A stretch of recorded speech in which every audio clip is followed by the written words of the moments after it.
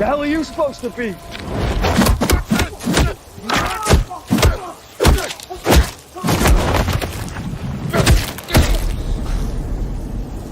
I'm vengeance. What's up, guys? AW here. Yes, we're going to do an early version of Let's Talk Pop because right now, I'll tell you why. Right now, one of the playoff football games is on right now. And the second one's around 8:30. And so by the time that game is done, it'll be like 11:30. And yeah, so we're going to do an early version of Let's Talk Pop. And also got to watch hockey and basketball. So yeah, early version. Let's Talk Pop episode 64 on the AWO Aaron War channel. We're going to talk about, there's actually some things we're going to talk about. We're going to, the main topics is the Madam Reb. Got some, well, not surprising news of Madam Reb. Not shocking news. It is Sony being Sony again. We're going to talk Indiana Jones trailer. Obviously. And we're going to talk some other things we got here while I look at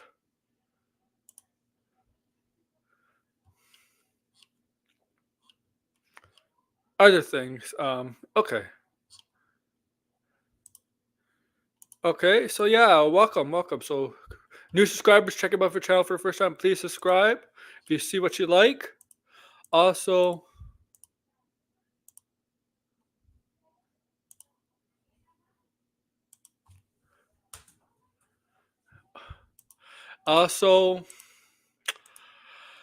new current subscribers, smash the like button. Share us on social media platforms. All right, yeah. So we're doing an early version of this. So this is not going to be not going to be like one of those streams where we're going to talk about the main topic for like half an hour or 40 minutes, because there's a lot of things we're going to talk about.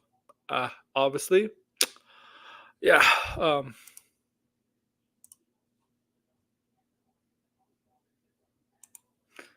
I'm just gonna send. Okay, blinded. Just be in the chat for now, all right? Just be in the chat. But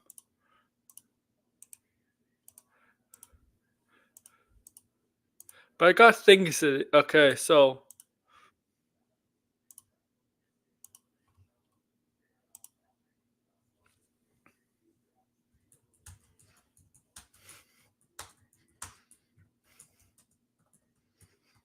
I'm just talking. I'm just talking to somebody while the stream is live.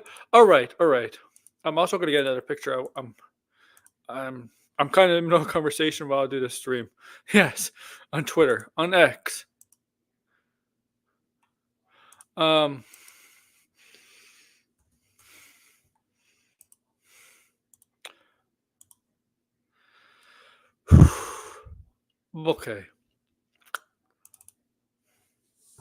Okay.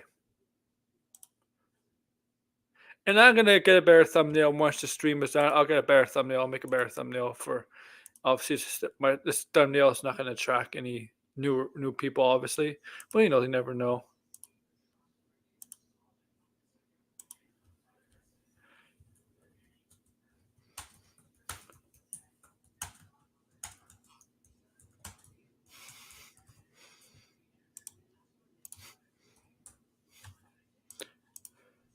Okay, we're gonna go. So let's go. We're gonna talk about the software I'm really not excited about. Not really excited about. Okay, all right. Then when you're ready to come on. I sent a link to you, blinded. All right, I sent a link to you in a group chats. If you want to come on. Okay. Where's the picture I want to do? Madam Reb. We're about 3 weeks away from this movie. 3 weeks away. And Sony is really, really, really marketing up the campaign to promote this film.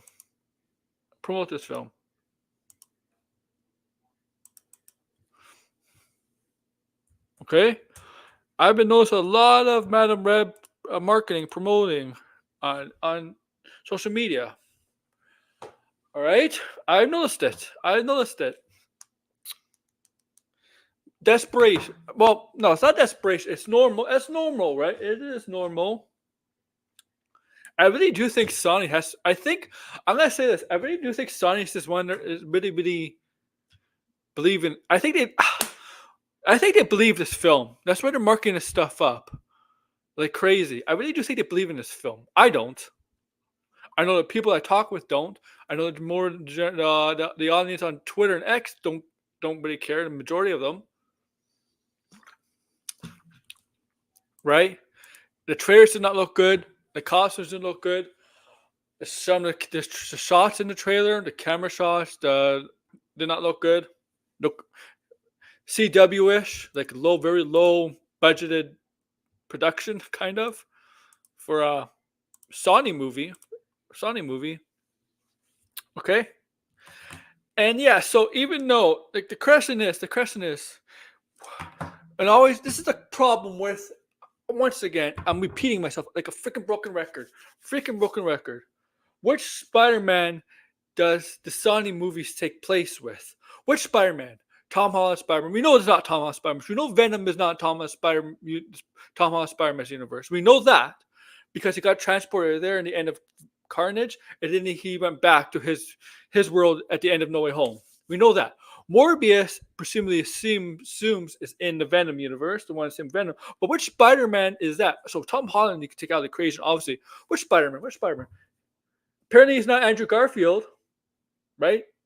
It looks like it's not Andrew Garfield. Now we know it's not Tobey Maguire, because Tobey Maguire has already took down the Venom and Eddie Brock in his universe.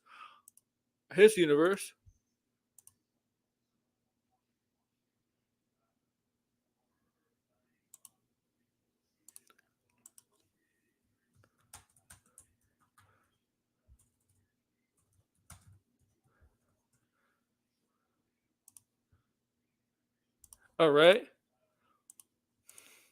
Right, we know that. So which is this like who? So we said it for all those movies. Like which one? So the same question comes up for Madame Web. Which universe? Now, I think it was Jeff Schneider who said this a couple days ago, yesterday or the day before. Might have been 3 or 4 days ago. Jeff Schneider, who could take seriously, who has legit sources. But I think he was wrong on this one. I think it was him and somebody else reported this that Sony won Andrew Garfield to be the Madame Web Spider-Man universe, right? But no, they switched up to Tom Holland. So we figured, Madame Web's gonna be an MCU. Actually, they're all considered MCU if you really think about it. They're all considered MCU. But I'm talking about the universe that Tom Holland Spider-Man is in, right? So they're gonna use that universe where Tom Holland Spider-Man is in. They're all technically MCU. We know that now. But we're talking about the universe that Tom Holland Spider-Man is in. I think it was Jeff Snyder who reported that. But as we know, maybe Thursday or Wednesday, where it's come out. No.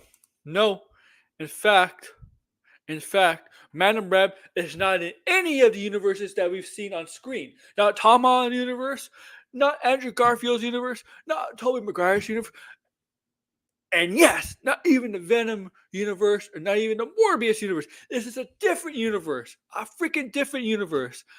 And this does take place in the past 2003, but still, that's not. It doesn't matter what time of the world it takes place. The time it matters what universe is. And the universe, they said, so this is a separate universe from all those universes. Okay? Once again, raising the questions about Sony. What the hell are they doing?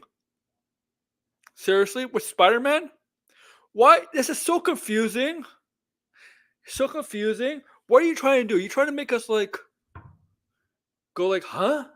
But wait a minute. Venom and Morbius' universe is different than Madame Web's universe? And then we got Tom Holland's universe?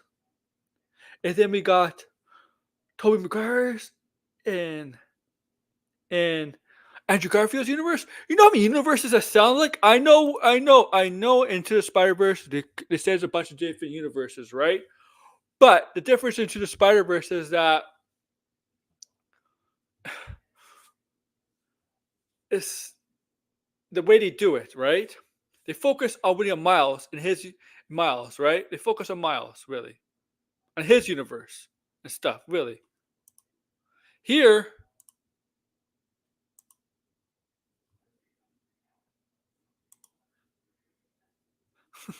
it's different. Here it's different because we want to see what Spider-Man. We want to see which Spider-Man is in that universe. Okay.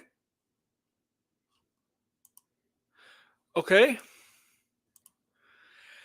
Now we got 5 or 6 different universes, live action universes. Spider-Verse is not live action, obviously. It's animated. But we want to know like which live action Spider-Man is part of this universe.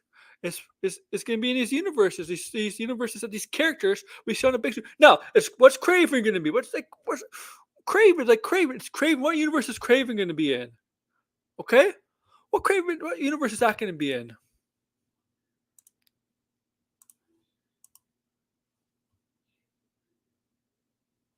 Okay, this doesn't help Madame Web at all. Okay. This doesn't help Madame Web at all. You know what? Even though I don't think this film is going to do very well at the box office, obviously that. But if they came out and say and officially say, yeah, this is part of this Spider-Man's universe, whether it's Tom Holland, Andrew Garfield, Tobey Maguire, I think you might get a little bit more money. More money. People seeing the film. I really do.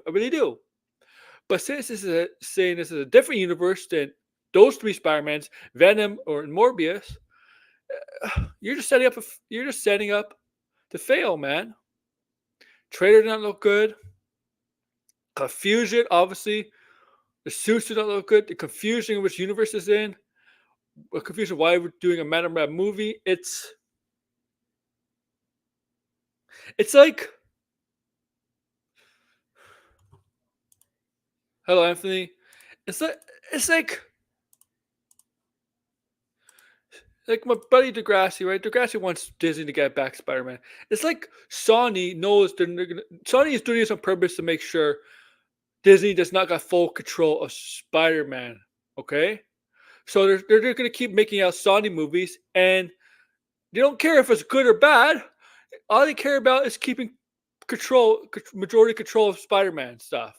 That's all they care about instead of making quality Spider-Man films. And when I mean by Spider-Man films, not just Spider-Man, I mean like films like this, Spider-Man characters have films like Madame Web, but they don't care about the quality of these movies. They just care about keeping them.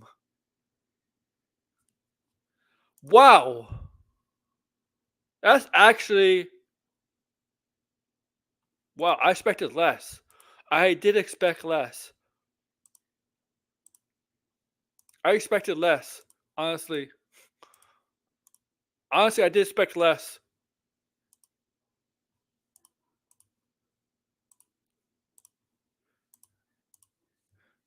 Yo, yeah, I'm early, man. You know, Degrassi got football, man. There's football right now. I got tonight's football. Yeah, so yeah, I'm early.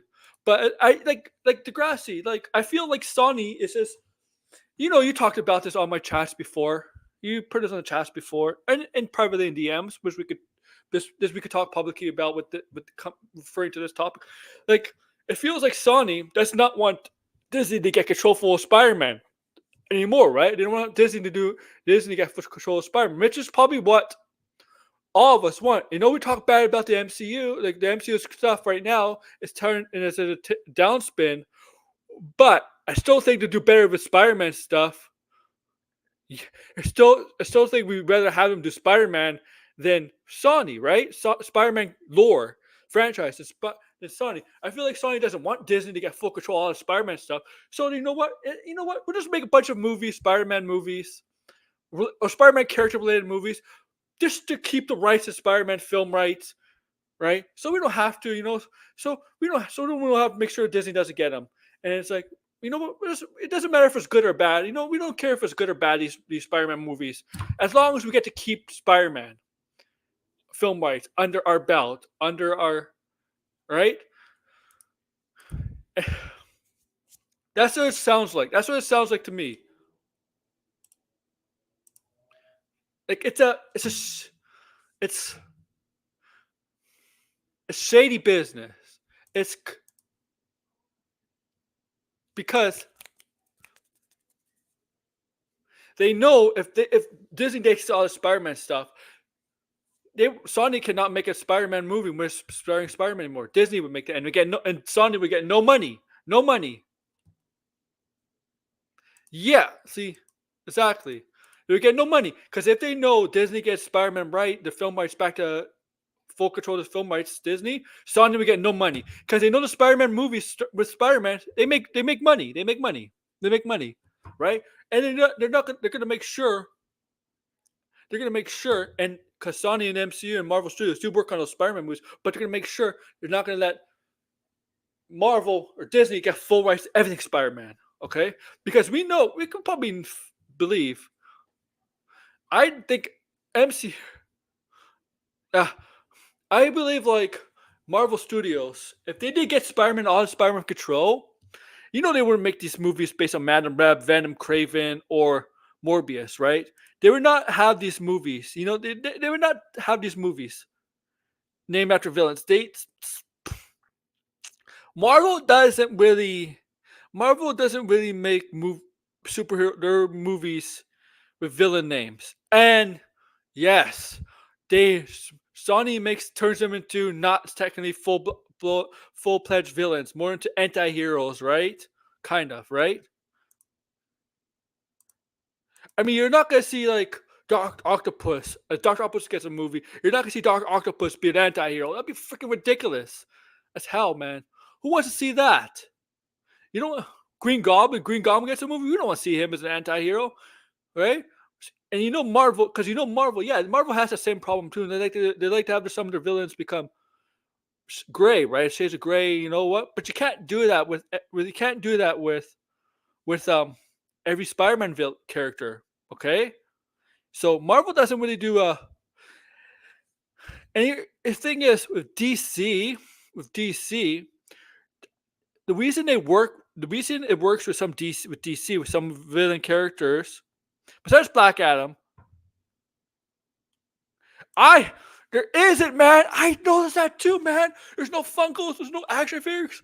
I haven't seen anywhere, man. I go on GameStop and stuff like that. Nothing. There is nothing for this. This movie literally has no merchandise for sale. Except shirts. I think it only has shirts. But I'm not buying a shirt for this movie. Or I'm not buying Funkos or any action figures. But yeah, I haven't seen them anywhere. And that's a telltale sign that this movie's gonna be crap, right? That's not a good sign. Sorry, I had to turn the light there a bit. A little dark. Yes, I haven't seen it. I haven't seen it either, man.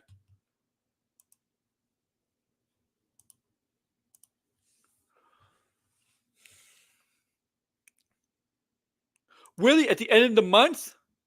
Usually that's not how it goes. Okay.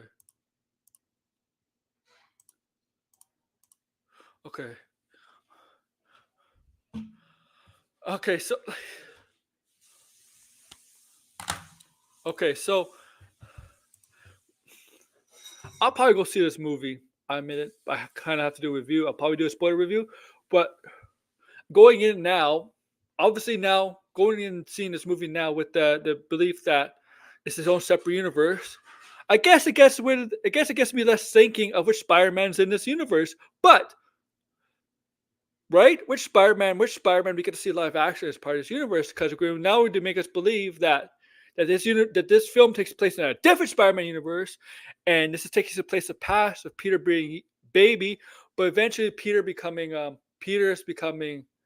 eventually older in the same universe, becomes older. It's going to be a different Spider-Man than Toby, Andrew, and Tom. It's going to be a different Spider-Man. Man, hell, maybe it'll be Jake Johnson's Spider-Man. I don't know. I'm just joking about Jake Johnson's Spider-Man. Yeah, there is no Spider-Man. Okay? Like, it gets rid of one question, but then, oh my god, there's going to be a fourth Spider-Man. And Degrassi, Disney wants everything, right? Yeah, but Degrassi, they want full control of everything Spider-Man, right? They do, right? Because they get all of that, but you see how Sony's butchering the thing, right? The whole Spider-Man franchise. Besides the Tom Holland movies, because obviously they work together, they co-work, they co-produce. It's and like here's the thing, man. I know some people on here, my friends, are when James Gunn is going to introduce his Batman, and we already have Batman from Matt Reeves. But that's only two, right? That's going to be two Batman live action Batmans. Here, we don't know, man. We already have three Spider-Man. There could be a fourth Spider-Man. We don't know. I would say this is more confusing than what DC will do with Batman, okay? Oh yeah. They should do something, man. They should really do something. How long does Sony have the film rights? As long as they keep making movies, right? The film rights they keep holding on to the film rights. As long as they keep making Spider-Man movies, right? Is that it? Oh yeah.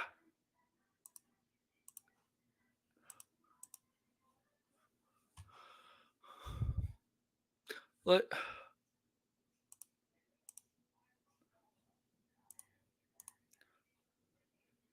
seriously, this is it's like they're purposely sabotaging their own films, Spider-Man films, just to keep the film rights. They don't, right? That's it.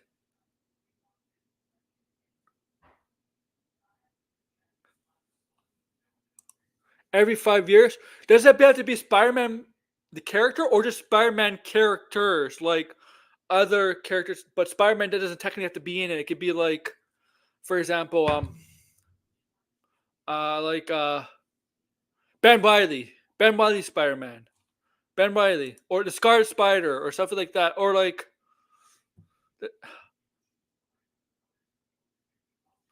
or Miles Morales, right? It doesn't technically have to be Peter Parker Spider-Man, right? It could be. Is that what right? That's what, because like how they're doing with Venom, Craven, and all that.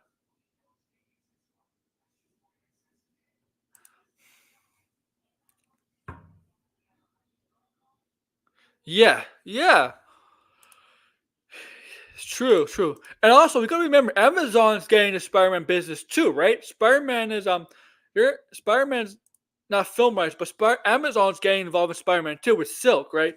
Silk is coming to Amazon,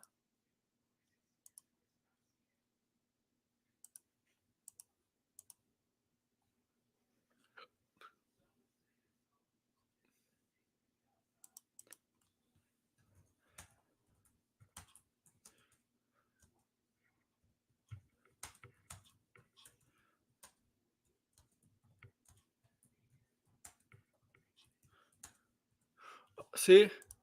Yeah, I saw Degrassi. Any of those. So yeah, it could be So it's not very hard, right? Not very hard to choose from, right? Not very hard from what bin to choose from for the Spider-Man bin, which character should get a film,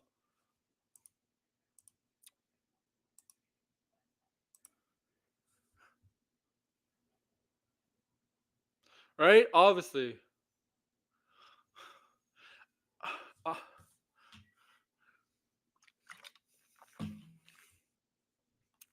yeah, that's what I'm saying. They're basically wanting to keep the rights. Like,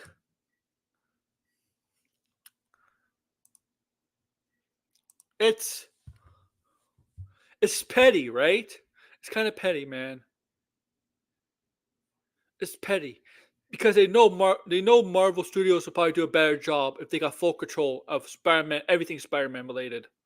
Because we know Sony has a final word on which characters they that's Marvel Studios can use. We know for a fact that No Way Home was not supposed to be a multiverse story, right? We know that for a fact, right? We know for a fact Craven was supposed to be the villain of the third Tom Holland movie, right? But Sony said no. We have plans for Craven, and they cast Aaron Taylor Johnson to be Craven the Hunter, right? Right?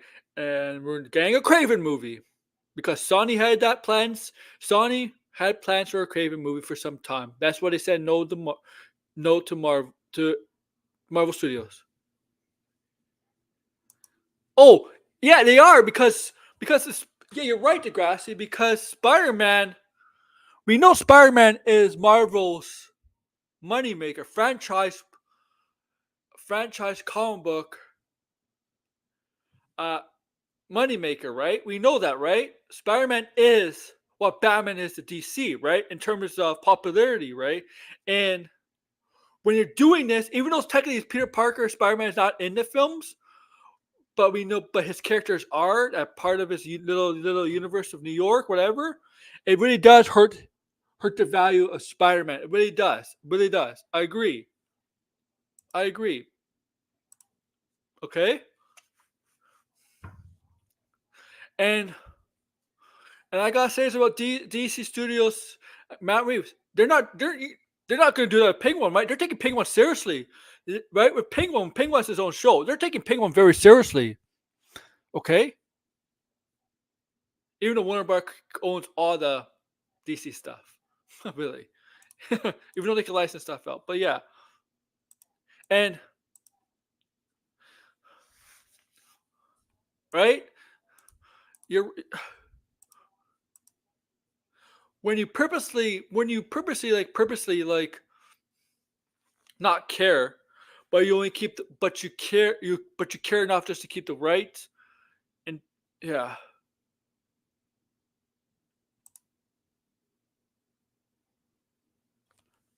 Well, yeah, that's true.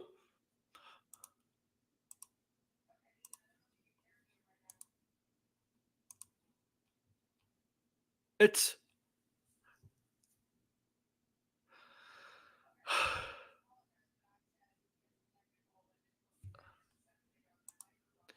they would probably do a better job. It's seriously, you could tell why like the co-produced Marvel Studios Sony Spider-Man movies compared to the Sony Spider-Man movies. The production looks really, really different. The quality, the production quality, the films look really, really different, right? The thing about the Sony films, they look more 2000ish, right? They look more 2000 VFX, special effects, right? They look more like 2000s um, production quality.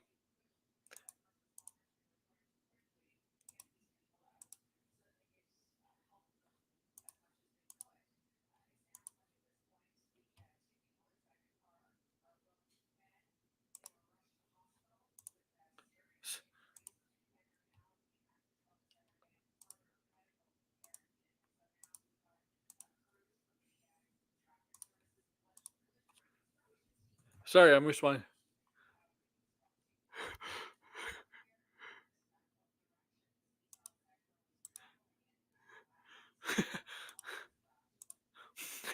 I'm sorry, I was responding to something. It's man, man.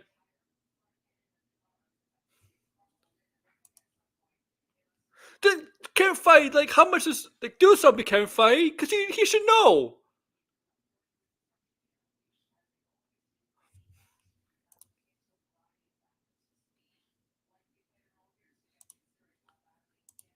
Oh, oh my God, this is. Hey, blinded. I'm glad you're here, man. You see me ranting on the Sonic shit. Oh my God. Yeah. Oh Yeah, my. what's up? How are you, man? How are you? You should. I missed you last night. Me and George. You should just come on. Yeah, I came back from the gym and I was really sleepy and I was I also understand. playing Arkham Knight and I forgot, so there's that too. I'll just tell you, like, Doomcock is one and crazy dude. I mean, I'm not mad. I'm not mad at him or anything like that. We get with Campion, Randolph, and Grace at times because we know Right. Doomcock's it's like a biggest joke of them all. I just laugh at him. Me and George laugh at him, and like the stuff he says. We watched 3 videos, right, George? Yeah, I think we watched 3 videos: 2 Star Wars and 1 of Zelda. And you want to know what the Zelda we said in the video about Zelda? They're gonna make Zelda basically the hero over Link. Yeah. I mean, but that means Doomcock's never really played pretty much any Zelda game. I mean, Zelda's not Princess Peach, so, and even Princess Peach was like, you know what I mean? Oh, Yeah, something happened. Yeah. yeah. Nothing major. I'm back now. Yeah. So that's like we basically Zelda does a lot. Like Zelda is not. Zelda does a lot of things. Like we know she does help out. We know ever since basically since Ocarina, right? Right. Right.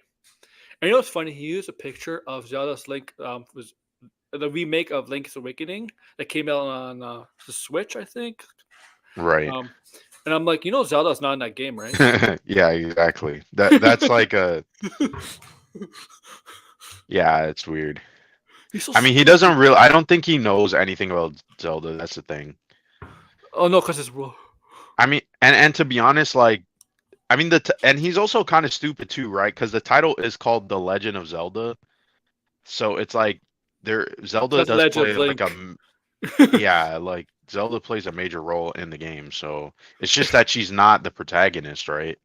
Yeah, no, yeah. But Zelda's not just there to be saved. Zelda's a lot of things, man. She's a princess for us. Right. Like she has to, create alliances. As you see in the Tears in the Kingdom, Breath of the Wild, you see that she creates alliances with right to take down Ganondorf, whatever. Right. Like you don't have to be strong just by combat. You can be strong by just your words, and that's what Zelda uses. Right. What's it called? Diplomacy, basically. Yeah, right. Right. Yeah, But I feel like this live action Zelda movie, it's probably going to be based on Breath of the Wild. That makes the most amount of sense probably to me. it is. Especially because of what the director said. He said the aesthetic of Breath of the Wild he liked. And I also feel like personally Breath of the Wild is probably the more cinematic game out of all of them. Maybe besides like Majora's Mask and I mean aesthetically I think Breath of the Wild would work as a movie, Yeah. right? Um so it kind of makes sense. Okay, Um so you're listening to my rant on Sony. yeah, I did hear some of that. What are your thoughts?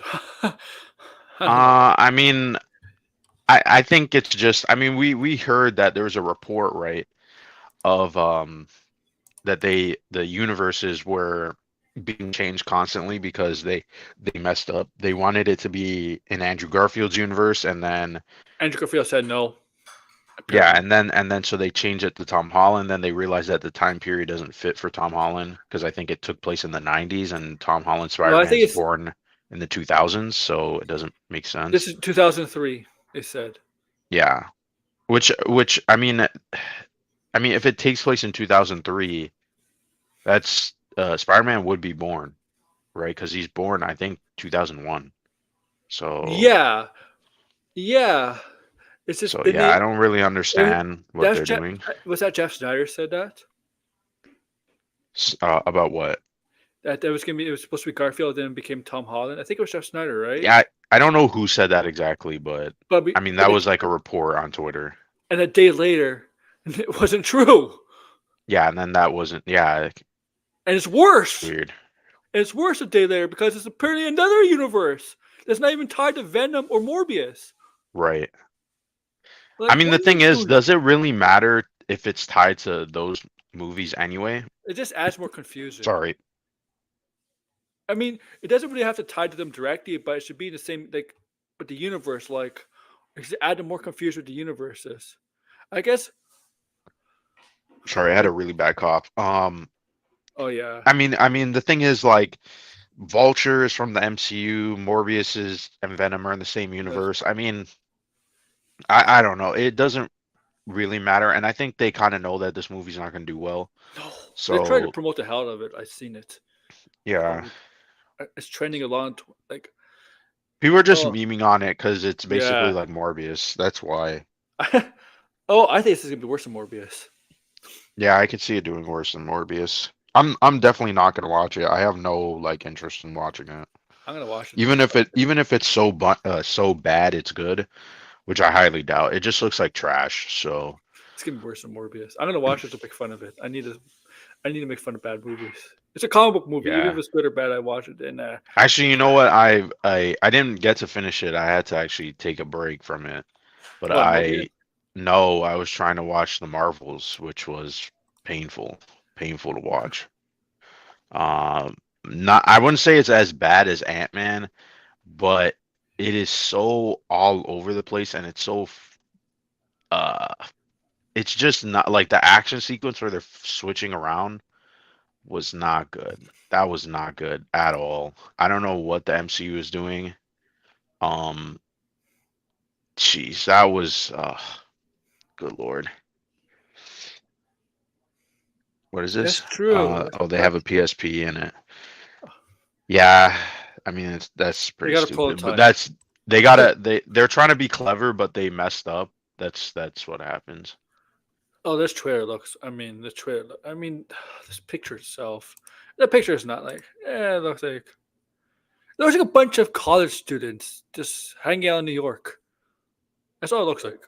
You know, I bet you they are probably college students. And This look, doesn't I don't even look. The outfits don't even really look like what 2000s outfits, to be like honest. why look. Everybody else wears jeans, but they put City Sweeney in skirts. Seriously, Right.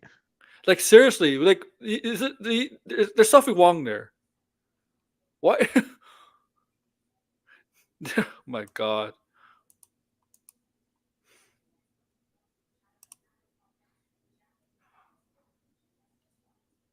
Oh yeah, yeah.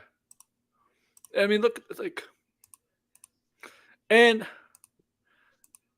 we did say this. That this movie is coming on this, like Dakota Johnson, man. Two of your movies coming on the same day. 50 Shades of Grey came out on the 14th, and this is coming on the 14th.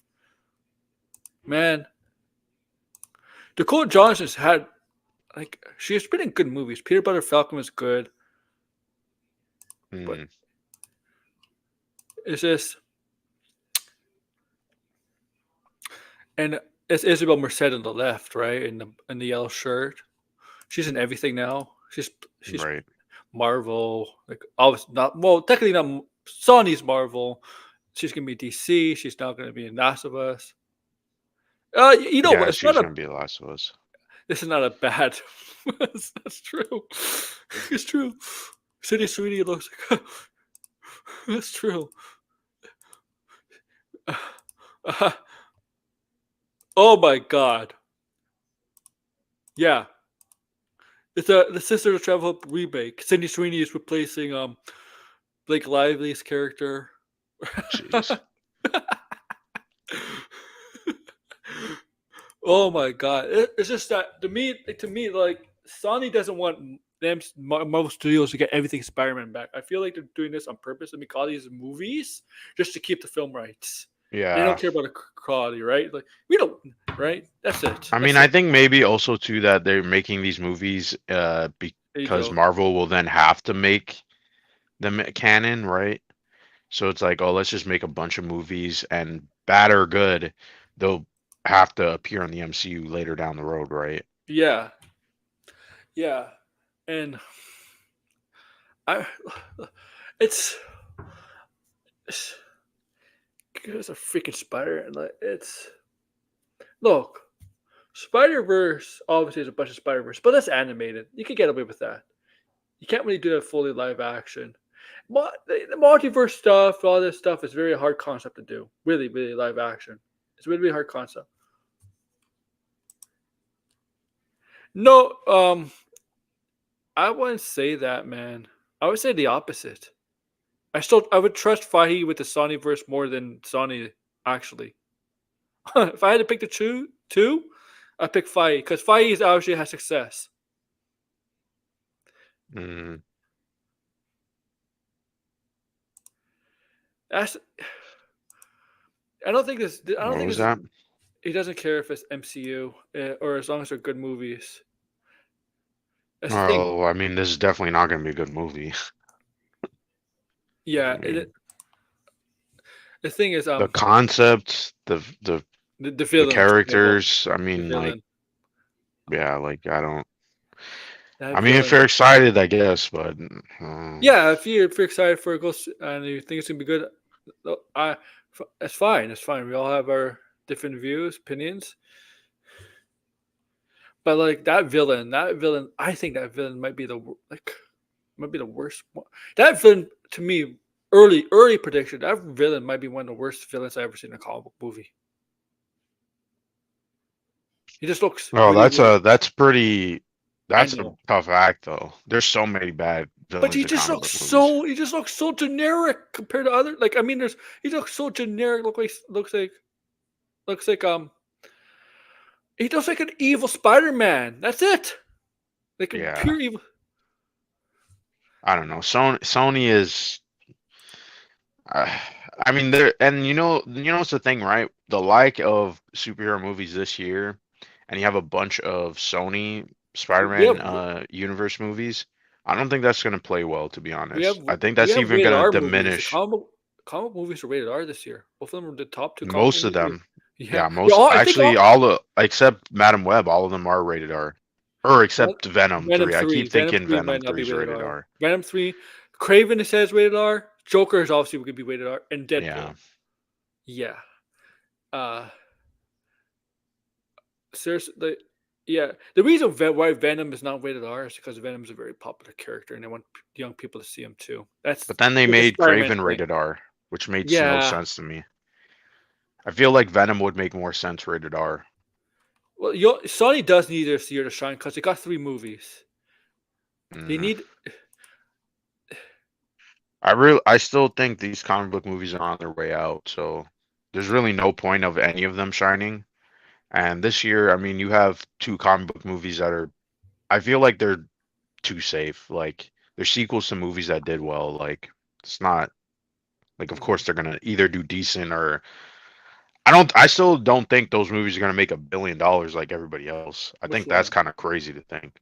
Which one? Both Joker at 2 and Deadpool 3. Those movies are not making $1 billion. I don't even think they're gonna make 800 million, to be honest. I think 700, 600. I mean, look at last year. Guardians of the Galaxy 3 made 800. People are like, "Oh, it's gonna make $1 billion." No, it No. wasn't. It was never gonna make $1 billion.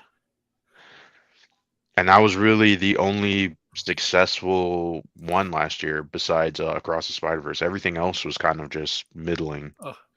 The thing is, I'm not excited for Craven, but I really do think Aaron Taylor Johnson has a chance to pull off a Craven because I really do think he could do the accent. He actually could do But good what's the accents. point of I don't I know. had this problem with the game too. It's like, well, like what's the point of doing Kraven the Hunter if there's no interaction with Spider-Man? Like in the game, they almost like didn't No, want to have the complete Kraven the Last Hunt.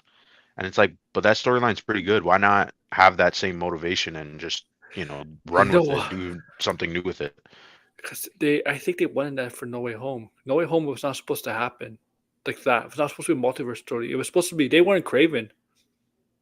Kraven probably, I mean, the thing is, I mean, you could still do Kraven in the Spider-Man movies. Technically, Um, yeah. I mean, now it's probably But even it'd be look more. really, really weird though. Be like Aaron Taylor Johnson. I know they could do multiverse stuff, but still look really, really Aaron Taylor Forget Johnson. Aaron You Taylor mean a Johnson's recasting? version. Just do a MCU version. Yeah, Yeah, so a different actor. yeah. Because there's really no point. Um, Yeah, no Warner yeah. Brothers. I mean, Um, I think movies will. There's gonna be less movies that make $1 billion. there's always been. I don't think there's gonna be $1 billion movie this year. That's my prediction. I don't know Last what. year they got lucky with 2 movies. Oh, 3 movies technically, but Oppenheimer didn't cross $1 billion. But I I think there think was. those were flukes. I think there was only 2 movies last year that cost $1 billion. Yeah, Mario and Barbie. That was it. Yeah, Oppenheimer got to like 900. Yeah, Just on Oppenheimer got close. It yeah. got close, but Um, yeah. and none of if you've seen the movies this year that's coming out, Early on, yes. not a lot of like movies that I mean, and the thing is like the movies that like could make a billion, they're just not gonna make a billion, right? Like Deadpool 3 is definitely not gonna make a billion. I don't care how many times people say it. Hmm. I think people are gonna realize the multiverse gimmick is played out. Deadpool um consistently makes money, but I don't know, is the character gonna kind of come around knowing that okay, he's kind of annoying, right? He makes these very samey jokes. Are people going to be okay with that? Like, I'm curious when the trailer drops, like what the reaction is going to be, because it's been such a long time. And if people are sick of comic book movies, aren't they going to be sick But both for Deadpool? Deadpool Like movies, they made almost the same amount of money. Like they literally the did 780s. Yeah. at the peak of comic book movies, though. Yeah, 2018 and 16. Yeah. I'm So surprised Deadpool, the first Deadpool, no, the second Deadpool did very well because it came out like a couple weeks right after Infinity War. yeah, I did. And Solo Bomb too. Yeah, Solo Bump did. My thing with Solo, Disney made the biggest mistake there, putting Solo like a week after Infinity War. You should not have put Solo after Infinity War. You should have waited. You Solo should have was so waited. bad though. Yeah, but they probably could have done better if they did not.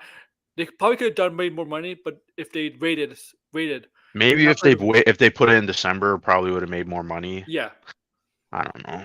After the Last Jedi, you could it's see though, like they definitely did fall off a cliff. Even though I mean, Rise of Skywalker still made money, Rogue but One made $1 billion. 4 of the 5 movies since they did Force Awakens, right? 4 to 5 movies because it was 5 movies, right? The 2 solos and the 3 trilogy. Four out of right, 5 made $1 billion. I didn't right. even know Rogue One cost $1 billion until like yesterday. No, all of the Star Wars movies except Solo cross a billion. This is true. I mean, got a good point. Oscar worthy movies never make a lot of money. Yeah, but Except these movies Oppenheimer. are expensive though. Yeah. That's the thing that I think people are missing. It's Yeah. not that they need to make $1 billion. I mean, it's not that oh they're how do I put it? It's these movies' budgets are so massive that they actually have to make $1 billion for it to be profitable. If they make less, then what? You take the budget, you take the marketing, right? Um, they got to make that back, and then they got to make some more. And it's like if you just break even on the movies, like what's the point of spending all this money? I'll also That's a also problem with the video games and movies. I'll It's tell you like, this. I'll tell why are you you this. spending so much and then you're not It's making a not lot of all profit? streaming. I'll tell you this. I agree with Degrassi. A lot of people, the people going to the theaters, it's less and less. I think people are sick of comic book movies. I don't know a In single person in general, my real life that are just like, people, I want more comic book people, movies. I think even people are kind of played out now. even if the pandemic's over, still people are going to the theaters less and less.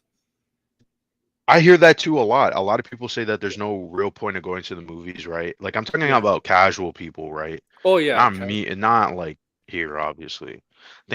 I think people kind of realize that the genre, it just, I keep saying this, it doesn't have much to offer. There's nothing exciting. Nothing new going on. It's like, oh, we're getting Deadpool 3 and it's a multiverse concept. Like, unless Deadpool is going to actually make fun of the multiverse, which it probably isn't because it's connected with the MCU now.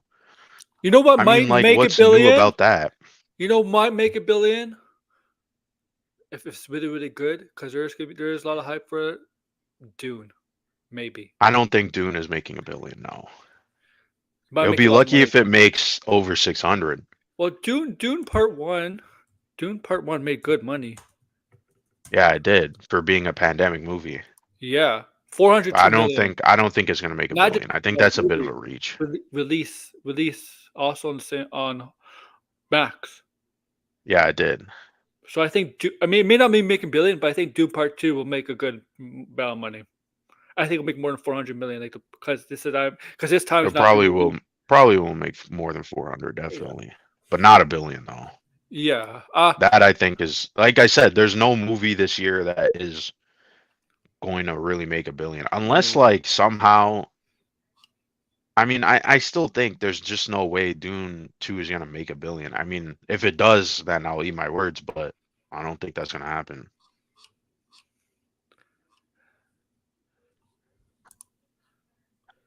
I mean, this year just seems pretty like meh. Uh, But what numbers though? I mean, I what mean, the numbers Marvels did not prove do good. I mean, Aquaman. I mean, obviously it's not good. Aquaman made profit? Yeah, Yeah. Aquaman actually did better than people suspected.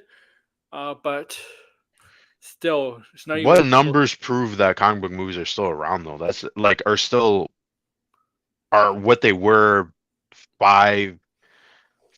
4 years ago. 2023 comic book movies did not generate a lot of money. 2022, the Marvel stuff did, and the Batman did. Like the fact that the Marvels didn't do well, I think says a lot. I mean, like people are really underestimating the fact that people didn't bother Mhm. watching the Marvels, but they saw Eternals, right? Yeah, but we're Yeah, talking about box office. Like, come on, like yeah. 2022 Marvel did good in the box office, despite Thor: Love and Thunder. I don't think it was that great. I don't know. Or did well. I've already said this too. Like, I'm only now watching the Marvels, and it wasn't even good. So it was like, The it wasn't Marvels, worth my time watching the in the theater. Marvels to me is okay. I do think the relationship between the three characters, but that's basically it. The villain was bland as hell. Um, The villain, like, here's the thing: the villain has like an interesting motivation, but like, there's yeah, not. It to be she's over honest, the I feel top. like I like the villain more than Captain Marvel because She's like Captain Marvel in this movie just felt like she felt very grumpy for some reason. I didn't really understand it. It's like really weird. what hurt Blue Beetle at the box office was no offense, it's Blue Beetle. Yeah, it wasn't a well-known character. Yeah, It's DC. Like yeah. they really should have just kept it on streaming. That's what they were gonna plan to do anyway. Not true, not true. Eh, Barbie just came out on for us like what in December on Crave. yeah, I did.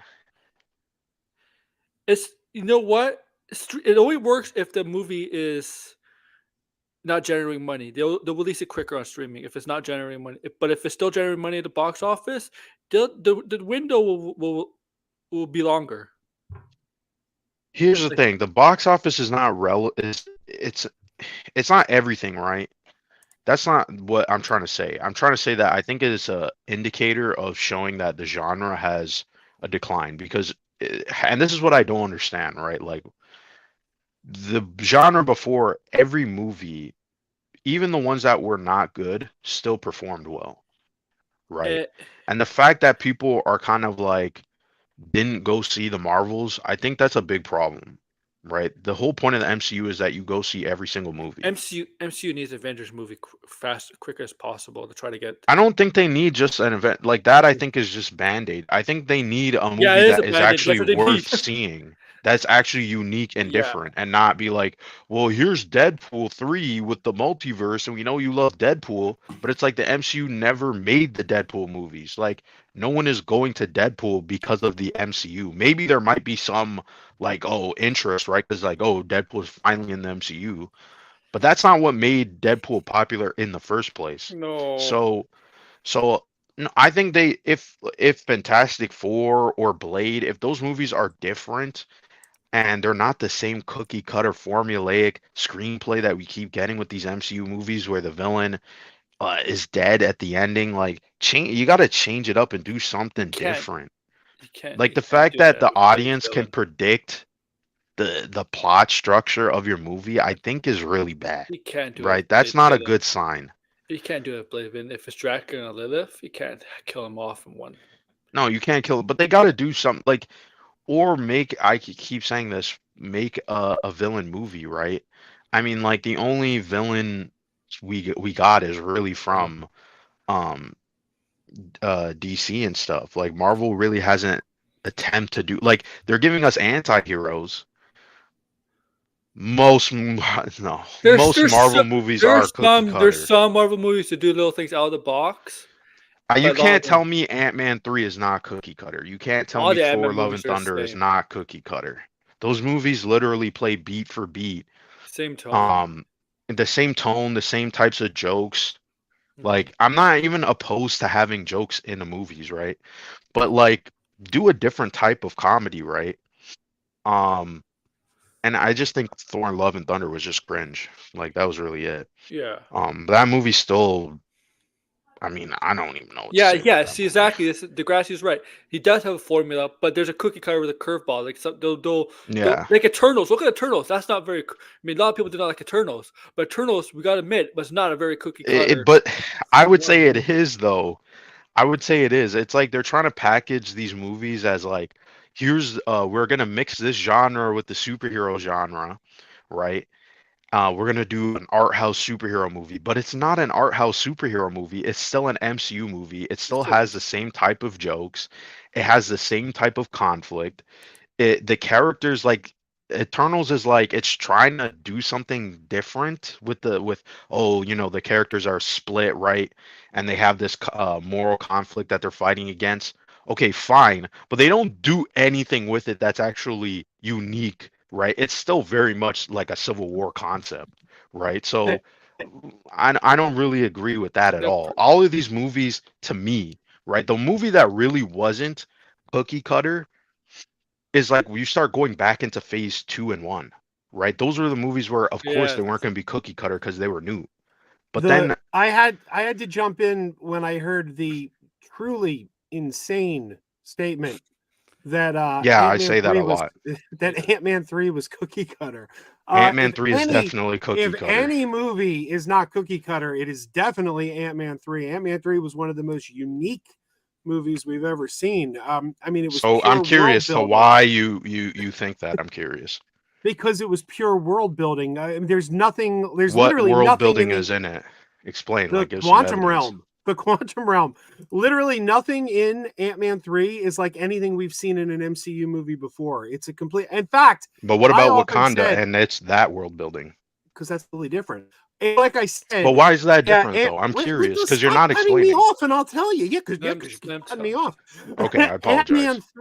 Ant-Man 3, and I even said when I came out of the movie, I said this is going to be a polarizing movie because it's so weird. It is so weird. It is so bizarre. It is so out of the box and different than anything we've seen before in the MCU that it's going to be polarizing. People are going to love it or hate it.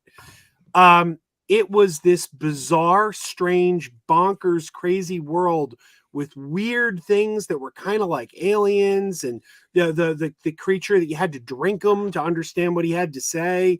Like, I mean, it was just wild, insane ideas.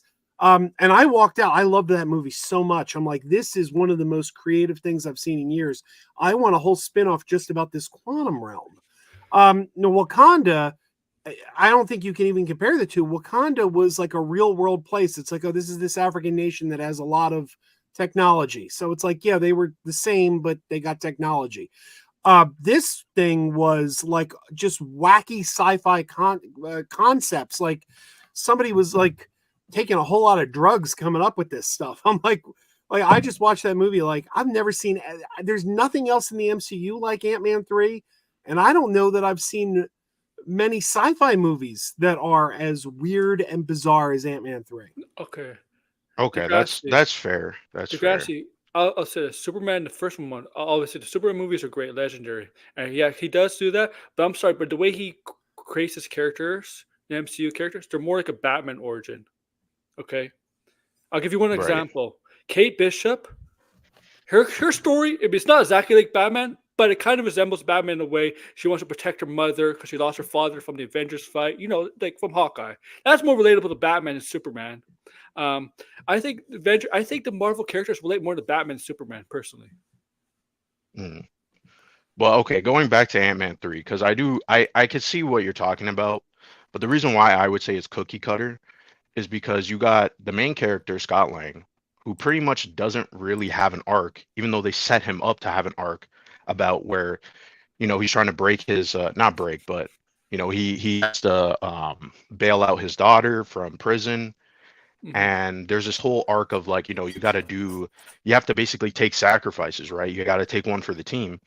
But at the ending, instead of Scott Lang actually beating Kang and staying in the quantum realm, which makes sense thematically, he beats Kang and everything is perfect, and you're just left with this desire of so okay, it's Stuck. a typical Marvel story of he beats the villain, What? he saves the day, and nothing's Let really me. changed. And the thing that Scott Lang does at the ending, he brushes away the thought of, hey, didn't Correct. Kang say that there's multiple versions of him? And it's played off as sort of a joke, even though it's kind of like a tease. It's a joke, it's a tease, right? But it still feels unsatisfying, right? Where it's like, why didn't you take a really big swing and actually commit to him having a sacrifice, right? A massive sacrifice. But that's what Marvel doesn't do. And that's why I say the movie's cookie cutter, right? So, I mean, but I understand the world building part of it. It is unique visual standpoint. where did Scott? I want to know something. But yeah, Scott Lang discovered the whole thing that saw this world in the quantum realm. So when he was when he was trapped there during the Infinity War and Endgame, 5 years later he comes back. What was he doing then? I don't What think was he he? was in. I don't think he was in the quantum realm very Yeah, you long were. the first time. He was. It was 5 years for us, but I think it was instantaneous for him. I don't think he. I think the time That's moving true. differently there that he really wasn't there very long. Uh, but yeah, like I'm just saying, Marvel characters, like me and Blind feel like Marvel characters relate more to some characters relate more. The MCU characters relate more to Batman and Superman because they're more flawed. Like Superman can be right. flawed at times, but the Marvel characters are more flawed, like Batman. And that was the point of Marvel. I mean, if you look at all the characters, the only character who Yeah, doesn't really do that is Captain America. Captain And that was America is more because that relatable to Captain Amer- Superman. Yes, agreed. but no, but Like, just in general, the structure of like, yeah, you know, like Marvel is more about like there was a saying, right? Marvel is about men trying to be gods and DC is about gods trying to be men, right? yeah, And that's how I feel like all the structures should be for their own stories, and that's how you separate the two. But I mean, and the thing is, like, we haven't really gotten like the only unique new character I feel like from this new set of phases was Shang-Chi. Shang-Chi actually had a very unique story where it was like he was a bad guy he had to work because of his father, right? And he just felt so like resistant to that. And we haven't seen him since, and that made me disappointed because it's like you could expand on that character, make him unique, right? Where it's like maybe he has a darker side that we haven't seen, right? But with a character like Moon Knight, who is supposed to be darker, they didn't even explore that too, right? So it's like that's like my big problem with Marvel is that it's supposed to be about the characters. You know, I'm not like that interested in Marvel world building. I like the characters. I like Captain America and Iron Man and Black Widow and all these characters in the MCU because they have unique arcs, right? So that's why I say that they need to change it up and do something new. Have these characters go on a different journey, right? Scarlet Witch was the perfect character they could have done on a different journey because she turned into a villain. You had a hero going into the villain phase, yeah. and then they just killed her Well, she was off, a villain at right? first, then she became a hero, then she became a villain. She's like a wrestler. She's a Right. bunch of heel But turn. they could have kept Yeah. going. You had I WandaVision, then think you had they're. I Doctor think. Strange. I think Well, they're she is going going to to. continue all this. Yeah, I think she'll be back. Yeah, Well, hopefully, yeah. like The only two. There's only four. Two pairs. There's two pairs of Marvel movies that I think copy each other. Other than that, I think the Marvel universe has been very amazing in how they managed to make like over 30 movies and keep them all so incredibly different. But the two sets of pairs that I think really do mirror each other are the original Iron Man and the original Ant-Man. Both of them are very similar. If you look at Yellow Jacket and you look at Ironmonger, it's the former business associate who went bad, and I don't know. There's a lot of parallels between those two movies, and the same with Thor Ragnarok and the original Black Panther. And they only came out months apart, and they told the same story because both of them were about the hero who an unknown relative, Killmonger and Hela, come in and take over the throne and make them an outcast, and then they have to come back and reclaim their throne. And it's like I remember I saw Black Panther, and I'm like, you literally just told this story like 3 months ago with Thor Ragnarok. But other than those 4, I think they've been pretty unique. Mm-hmm. All right. Let's move on. Next topic.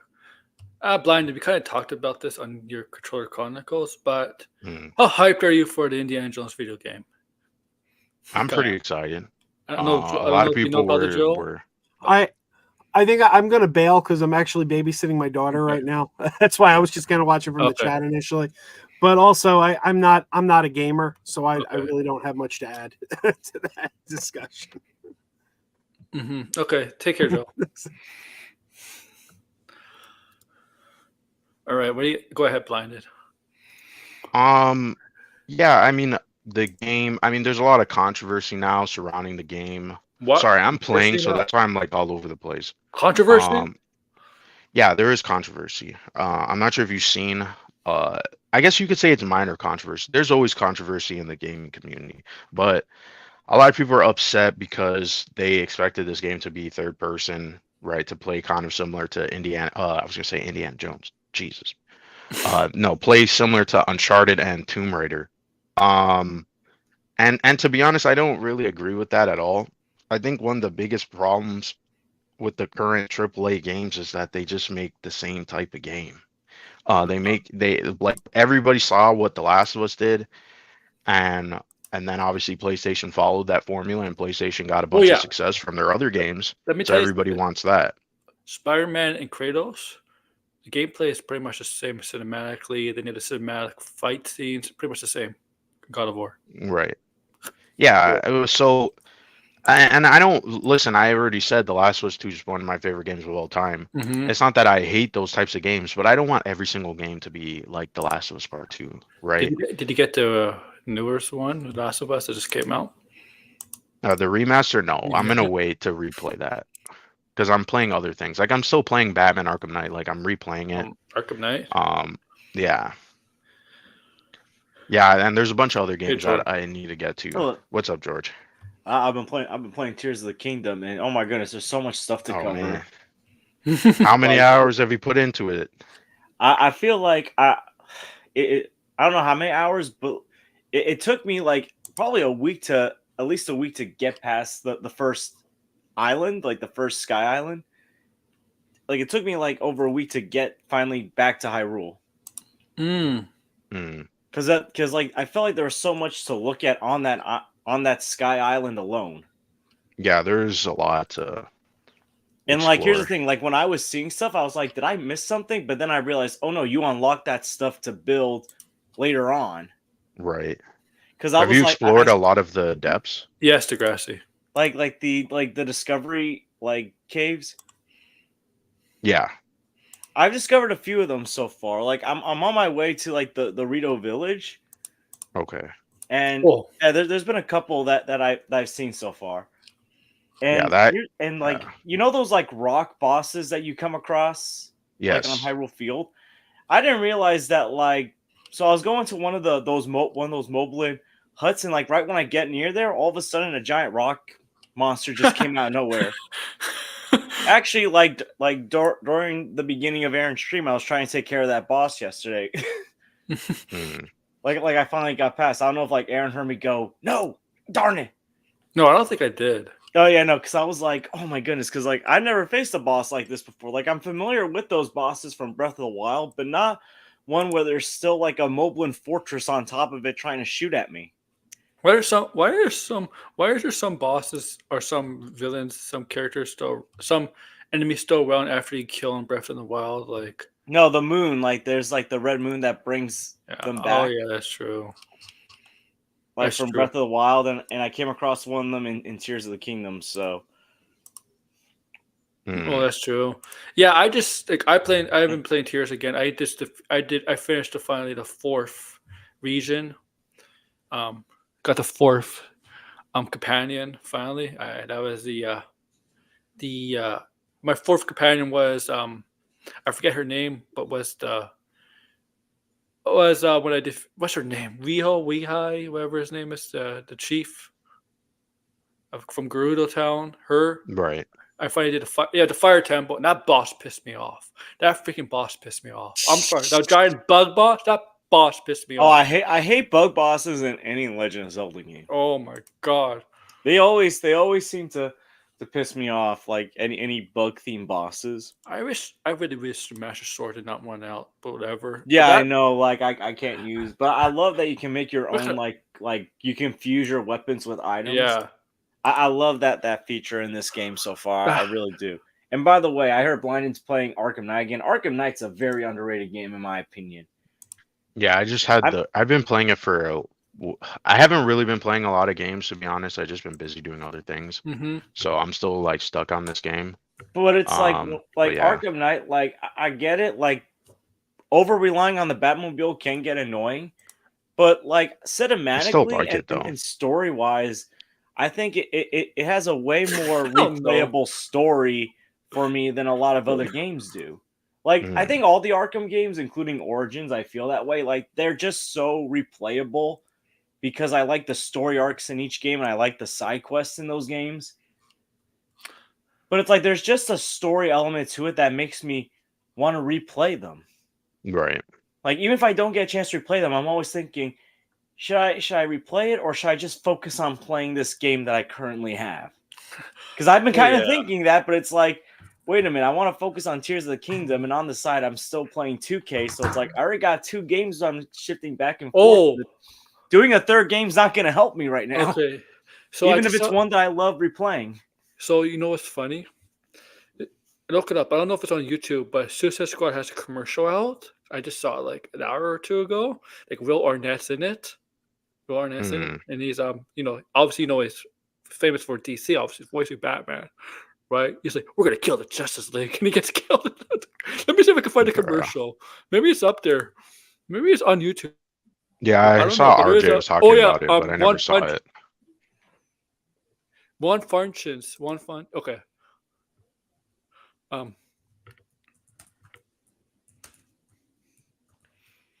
Oh my goodness! I'm thinking of doing an NBA video for tomorrow. I'm gonna have to talk about how bad the Bucks are on defense. Yo, how do you let the Detroit Pistons score 135 points? I don't care if you won the game. That's just gross. Damn. Oh, but make it more creative. It's creative. It's creative, Degrassi. Come on, get creative. The Breath of the Wild and Tears of the Kingdom. No, I mean, I wouldn't say they're the. Can you imagine if they do that in the movie? You see Link, live action Link collecting snakes in the box. Listen. This is what I like about the games. Like they experiment more. Like I love the Zelda franchise, but a lot of people will complain and say that it's kind of gotten formulaic. Like Breath of the Wild and Tears of the Kingdom changed the formula up. Yeah. That's why I like those games. I mean, even though I do like Skyward Sword and Twilight Princess. Yeah, I mean, for me, I've always been like an Ocarina, Majora's Mask, Wind Waker, Twilight Princess kind of person. Skyward Sword, I like it. I just don't replay it as much as I replay those 4 other games. I think it has really good bosses, though. It's got good bosses, but I feel like the Wii controls sometimes frustrate me more than like the regular controls of the previous games, and like even like using the Breath of the Wild and Tears of the Kingdom controls, I just enjoy using them. Nah, that's more. I got a feeling Degrassi doesn't like role playing games. I don't know. Maybe I should try. Maybe I should try Skyward Sword on the Switch. If it's like you should price, because like I already have the game. I already have the game on Wii, but maybe if I find it for a cheaper price on the Switch. Do you play in handheld? Out of curiosity, I do. Like majority or like? Oh, I do the portable with the Switch. Yeah, you should play Skyward Sword then.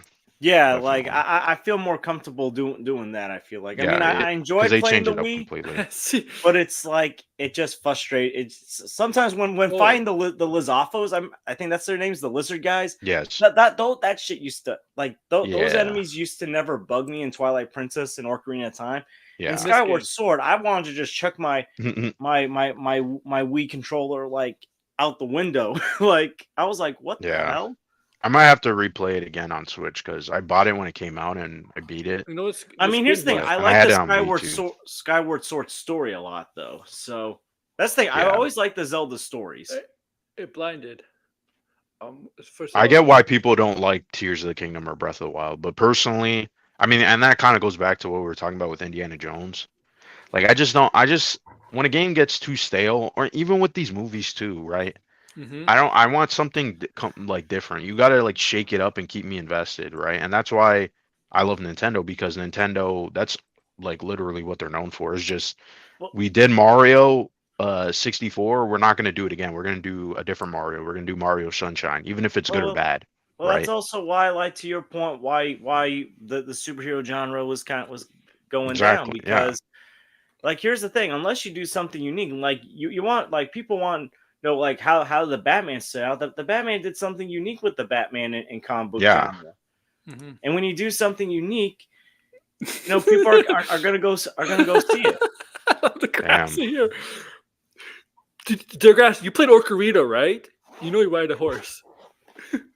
I know you know that. I mean, you don't necessarily need to care for the horse, right? That's why I like about Breath of the Wild, is like, it's one of the most relaxing open world games. Like, so many open world games, they just pile so much crap onto you, where it's just like, what is the point of exploring, right? And that's what I liked about Breath of the Wild. Like, it actually helped my fucking anxiety playing that game, because it was just like, it's not like you're bombarded with stuff. You're just peacefully walking around, getting to, you know, your destination, and you find stuff along the way, right?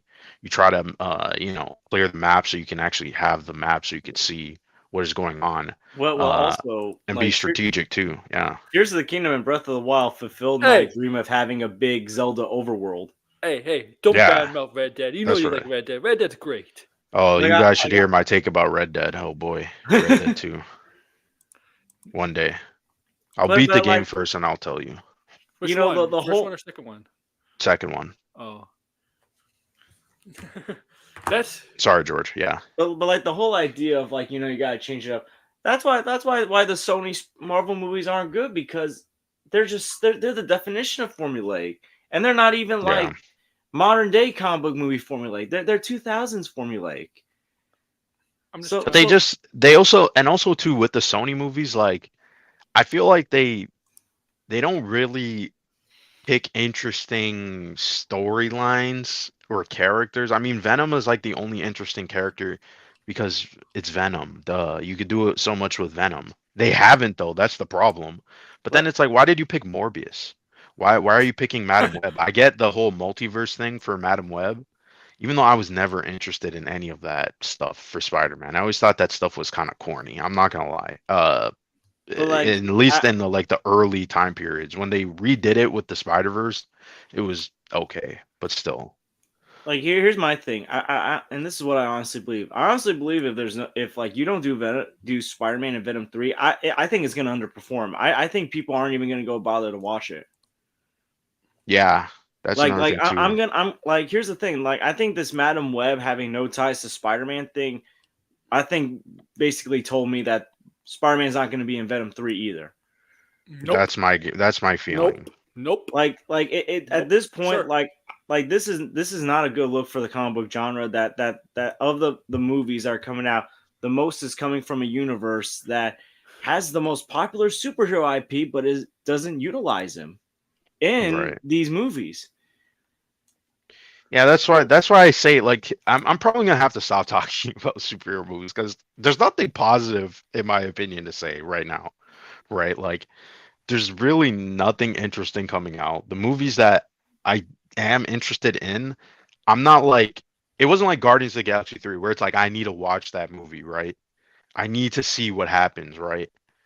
I'm sort of like, I'd rather have something completely different, something completely new. Like, if Todd Phillips actually stuck to his word and made like another DC villain out of continuity storyline, right? Because I know he was talking about that. Like, I would have preferred that. I would have taken that, right? I would have just preferred a Deadpool 3 that has nothing to do with the MCU, right? Maybe you can make fun of the MCU and do like Deadpool kills the Marvel universe, but it's like the continuity connection too, it was a great premise before, but now I think it's weighing it down. It's weighing the whole genre down, and it makes things, like I don't want to watch everything now, right? Unlike before. And that's like my biggest problem. Here's the thing. I don't know how good Joker 2 is gonna do, but it's like of the comic book movies, I feel like that's the most interesting because it's like, okay, what can you do with a Joker 2? And it's like, even if it's bad, I just want to see like what it's like because everything else just feels a lot more formulaic. That's fair, yeah. So like, regardless of how good or bad Joker 2 is, it just feels like they want to try something new. Oh, because like it looks like, because they're talking about making it a musical. I don't know if that's gonna work, but that's definitely different from the Scorsese tone that he went with in the first movie, where it felt more like a Scorsese. You know what it should be? It should be like Joker movie. If it could take place at majority of Arkham, even though it's not, but it should be take majority of Arkham and stuff. It should be like Flyovers of Cuckoo Nest. You should get inspiration from that. Well, I think the first movie kind of did. Well, it takes inspiration from a lot, like Taxi Driver. Yeah, and all Taxi that. Driver, King of Comedy, and like I was thinking Robert De Niro, right? Obviously, yeah. I was actually comparing Doomcock last night to the King of Comedy because he's so obsessed with Disney. It's like you're like Robert De Niro's character who's obsessed with that comedian Jerry. This guy, Doomcock, yesterday really thinks Disney bans the word any mention of Doomcock in their meetings at Lucasfilm. I mean, at this point, that might be true because he's always fucking talking about them. Yeah, like they all, like Calvin Kennedy and a bunch of John. Oh, you see, he calls his stupid Muppet, right? So Cthulhu. So he calls John Favreau, or something like that. Like he's German or something, like a vampire or whatever, like with an accent. Like they can't even pronounce the guy that they say is gonna save this company. We all know, man. Yeah. We just like what he does. He has the Cthulhu and the puppet, right? The Cthulhu and the skull. The skull is I forget the skull's name. I'm like, we're like, Doomcock just talks to himself, doesn't he? He just talks to himself. Probably. I think he's just. I mean, there's a reason why Doomcock isn't around on these other channels. It's because he's just a known liar. He lies consistently. I think you saw it. Like, but this liar, Vivek Ramaswamy was on Friday Night Tights. Yes. Liar, yeah. Oh my goodness, that guy's cringe as hell. This liar on that the video before he made a video today, but the video with me and George and the chat went over when the one where Disney forbids anybody working there to mention his name. That made 112,000 views. Jeez. Yeah. First of all, he still doesn't get as many views as some of the most controversial YouTubers. Like, he's a joke in comparison to the views that other idiots on YouTube get. I mean, here's the thing. If Doomcock pulls a Fousey tube and does Hate Dies, Loves Arrives, and he sells out a venue, and on the news you see a guy in a weird costume on top of a car saying Gina Carano's gonna show up, like, you might make a point. Apparently his spies leaked the plot to the Ray movie. You want to know what it is? George knows what it is. Oh God! So Ray gets pregnant. Yes, that was the one he was spreading around. Yeah, Ray gets pregnant with twins, right? With twins, a female and a male. So he goes into the woke agenda thing, right? Because the female is the good one and the male is the bad one. Ends up turning to the dark side, right? So the son kills Ray, and So the other twin, the female, the one on the light side, the Jedi, has to, tries everything to get the son back to the good side. So that's basically the plot. Basically the plot. Like, supposedly. Don't even get me started with that Ray movie, man. It's gonna be a bunch of rumor bullcrap until if the movie comes out. Who's gonna pregnant her? Who's gonna pregnant her? Well, the story wasn't the other rumor saying that it was like a Force ghost. That it's a bunch of fucking nonsense. What is that? I can't even see them ever doing something like that. The Force, is that technically grape? What? I don't know.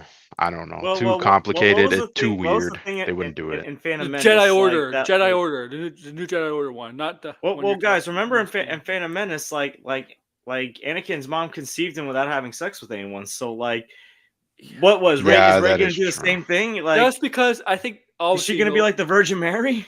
Yeah, that's the reason why, right? Because that was Oh my Don't- goodness, I that was can't if they religion, do right? that. That was supposed I to be can't if that, they do that. I'm a Catholic, but good Lord, that would just drive me insane. that was obviously because of that with Anakin's birth. That's supposed to be symbolism to the Messiah or Jesus, I could. right? Obviously. And he was supposed Yeah, to be the You the chosen one. Messiah. you The bring that Messiah up, is George. going Now I daughter could youngling. see that. I'm like, I completely And forgot. you know about what? that, This guy, Doomcock, says he's like the Moses, and and Disney and Lucasfilms is like the Pharaoh, and right, and in terms of right. and I'm like, no, it's the opposite, Doomcock. You're a Pharaoh. You want to know why you're Pharaoh, and why? Because you're the one against, and you're the one that's not progressive. Dude, Pharaoh enslaved the Jews, the Hebrews. Jeez. How can you Also, how can you say you're like Moses? How can you put even yourself as Moses? even though I will be honest, I do enjoy the Star Wars prequel movies. Yeah, the Messiah never slaughtered younglings. Yeah. I'm just saying, like let's just be honest here. Like, he cared for the poor. He I think died that for our was. sins. I think honestly that they probably did that because just to show you how evil he turned, right? Yeah. Because I also don't understand why they put that in there. It seems a little too much, in my opinion. Well, how is that different for what? The Rey versus Anakin? I don't know. What was that? I don't know. Like Sean Levy's movie or the Scary Lady. Direct the Scary Lady. I know you're talking about. Oh God. Everybody that's scared. The director. No, I say just I don't get it. What like I'm really like I'm not that interested, right? But I'm interested to see why would they continue with Rey, right? It's like we just got 3 movies about Rey. He's young. That's why. That's the reason why. But it's like, to me, it's like you had a story with Luke, you had a story with Anakin, and you have a story with Rey. Move on to a new protagonist. You can make the new protagonist female. I don't care, right? She's 31. They're gonna use her. She's young. That's why they're doing it. But why not? Why you could do other things with her, right? Like I feel like Rey would make sense for a Disney Plus show. That makes sense. And I feel if you're gonna hate me for this, guys. I know blind you are, but I feel like the Ryan Johnson trilogy. My real hot take is probably not gonna. It's gonna piss off a lot of people because they don't like Ryan Johnson. Or I think I'm gonna keep episode 10, 11, and 12. You think he's gonna do 10 and 11? If it's a trilogy, right? Yeah, like I don't. That's a hot take. Yeah. Even that I don't know about that. I don't even really hate like I don't hate The Last Jedi like a lot of people. I don't hate. I just Jedi think too. But I hate Rise of Skywalker though. I absolutely hate that movie. But that was even Ryan Johnson's Rise of Skywalker. That wasn't right. Yeah, I mean, to be honest, I don't feel like he has really. Here's the thing, right? Like I would have preferred if Ryan Johnson just did The Last Jedi and Rise of Skywalker, or a different third ending, right? But to him to do a new trilogy, just forget about it. Bring someone new. Like I don't really see the need of bringing Ryan Johnson back, right? I think if they kept him on for this trilogy, they had something different, right, to say about like, okay, this good and evil stuff, like how useful is it, and create some new lore there and create some new themes. But they didn't do that. They just went back and did the same thing. They brought back Palpatine, and so Can we do like end with the rise of another empire, or like a remnants of an empire? Can we move on from that? Yeah, can we do? That's a good point too. Yeah, we need to move on from that. There's other types of conflicts. Yeah. That I would like to see in a Star Wars. I know it's a staple in the Star Wars universe, but like. But that's the problem. That's why. This is why I just don't care about Star Wars. It's like Marvel. It's like they can't move on to do something different. You're the most popular brand in the world. Why can't you take chances? Why can't you do something different? It's like the moment you do something different with The Last Jedi, they were like, oh crap, nobody liked it. But it was like nobody liked it because, well, one, right, even though I didn't hate it, I could see that it wasn't well thought out. If you're setting up a bad guy just to kill him off in the the second movie. Yes, Snoke. We That's not felt a like was something like. What the yeah. thing is like You got I to build remember on Rise of that then, I remember right? Force Awakens when Leia and Han reunite, and like Leia's like, "It's all Snoke's fault. He's the one who manipulated Ben Solo." I'm like, Right. "Yeah." So I mean, be interested in Snoke. Who is Snoke? And then we find out like Snoke gets killed off like this, and then we find out Snoke's really a clone. And when you're played by a Right. good actor like Andy Serkis, who could have done something special with Snoke. Yeah. Right. Why didn't? But that's what I'm saying. Like, why didn't they go deeper into it? Why didn't they say, "Oh yeah, Snoke was a clone," or it was like some type of conspiracy, right? And Like, this where war is Snoke like come about from in the something first? different. Yeah. Yeah, like that's what I'm saying. It's just like if you're gonna make a new trilogy, I say jump forward in the future, For get rid sure. of all the connections from the other trilogies, do something completely new, but it still has the Star Wars aesthetic, right? It and has here's the the thing. planets, it has the the Star Warsness to it. If Rey's gonna start to do Jedi Order, don't do something like where the Jedi Order that fails, where like Luke's Jedi Order when he tried to start it, right? When he Yeah, tried you to, can't do that storyline again Yeah. too. Yeah, that's a good point too. Do something different. Yeah, do something different. Yeah, like I mean, did you hear that rumor? This I would have been okay with, right? Was that there was a rumor about was it Damien Lindelof? Yeah, Degrassi knows, yeah. Yeah, and there was that rumor saying that it was supposed to be an old Ray and all that stuff. That I would have preferred, right? Old Ray? Yeah, because then you can get no offense to Daisy Ridley. It's not like I have anything personal against her. No, you I mean, don't. I don't like the character, but I don't think she's a bad actress. But do an old Ray, right? And just do a new storyline from there. That I would have been fine with. But then it's like, oh, you're picking up a couple years or maybe 10 years and Ray looks the same.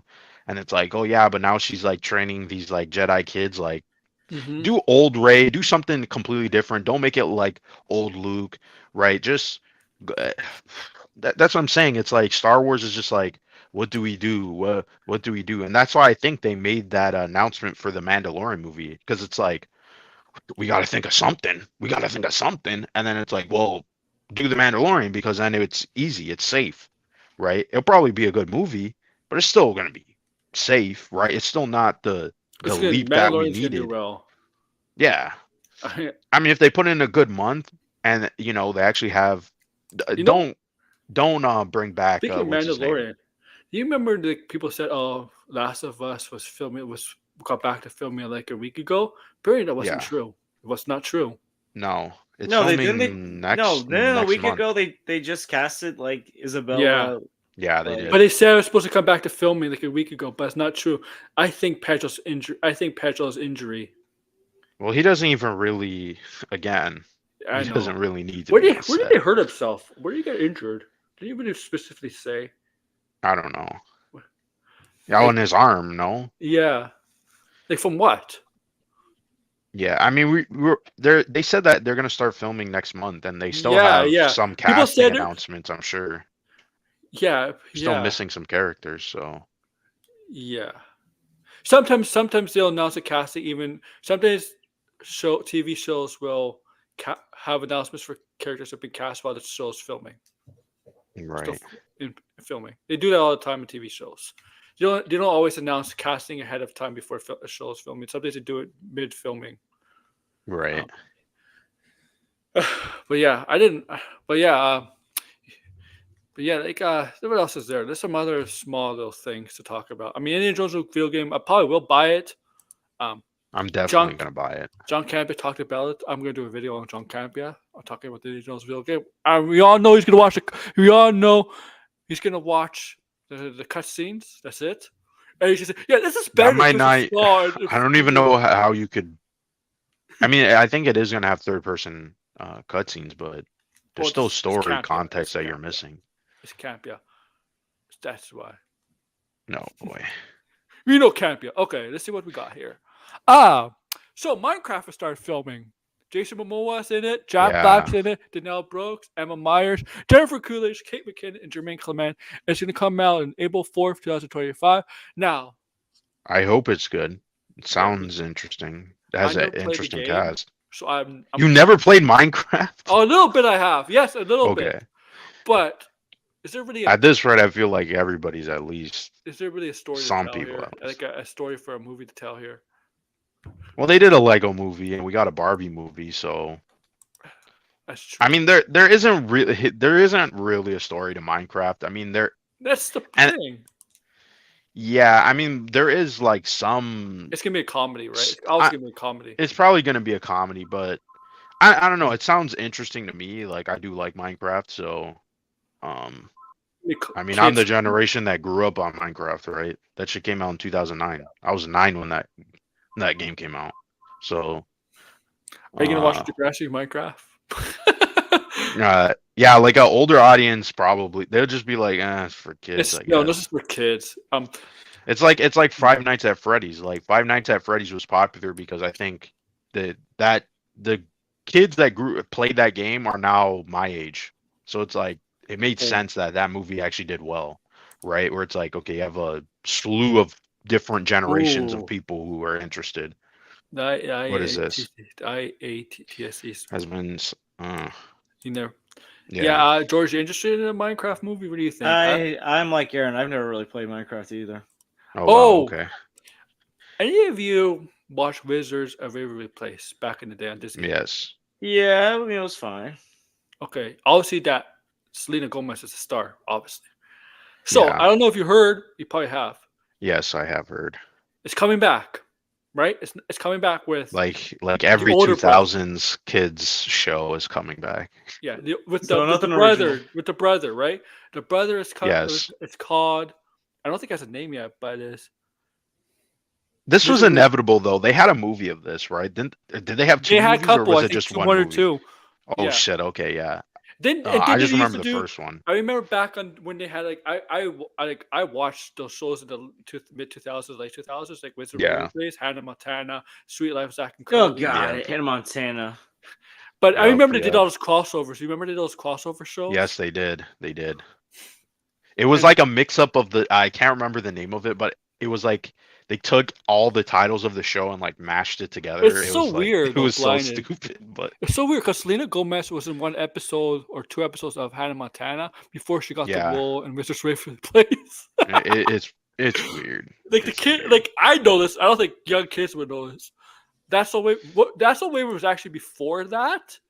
Yeah. But they did have a sequel that came out around the same time with the brother. Yeah, the Corey in the house, and that's been meme to hell and back. Yo, like seriously, like yeah, everybody remembers that. Yeah, that was funny. Oh man, that was the weirdest spinoff I've ever heard of or seen. Yeah, it was a weird ass show, man. Oh, didn't they say they were gonna bring back That's So Raven, or am I like? No, there is a show called Raven's Home. Yes, I did. Oh shit, back. They did. Oh fuck. Yeah. Okay. Like. So that's weird. Obviously, but they haven't brought back. No, they were gonna bring back Lizzie McGuire, right? Yeah, and that got scrapped. And they canceled it, right? Okay. What was another show that I was thinking of that didn't? There's like a rumor. I'm not sure if you guys seen this cartoon. But there's a rumor What's Stars been doing? This is not Disney, but this is Nickelodeon that they're gonna bring back. Do you remember a show called Danny Phantom? Yeah. Oh yes. Yeah, there's a rumor. Good Butch Hartman show.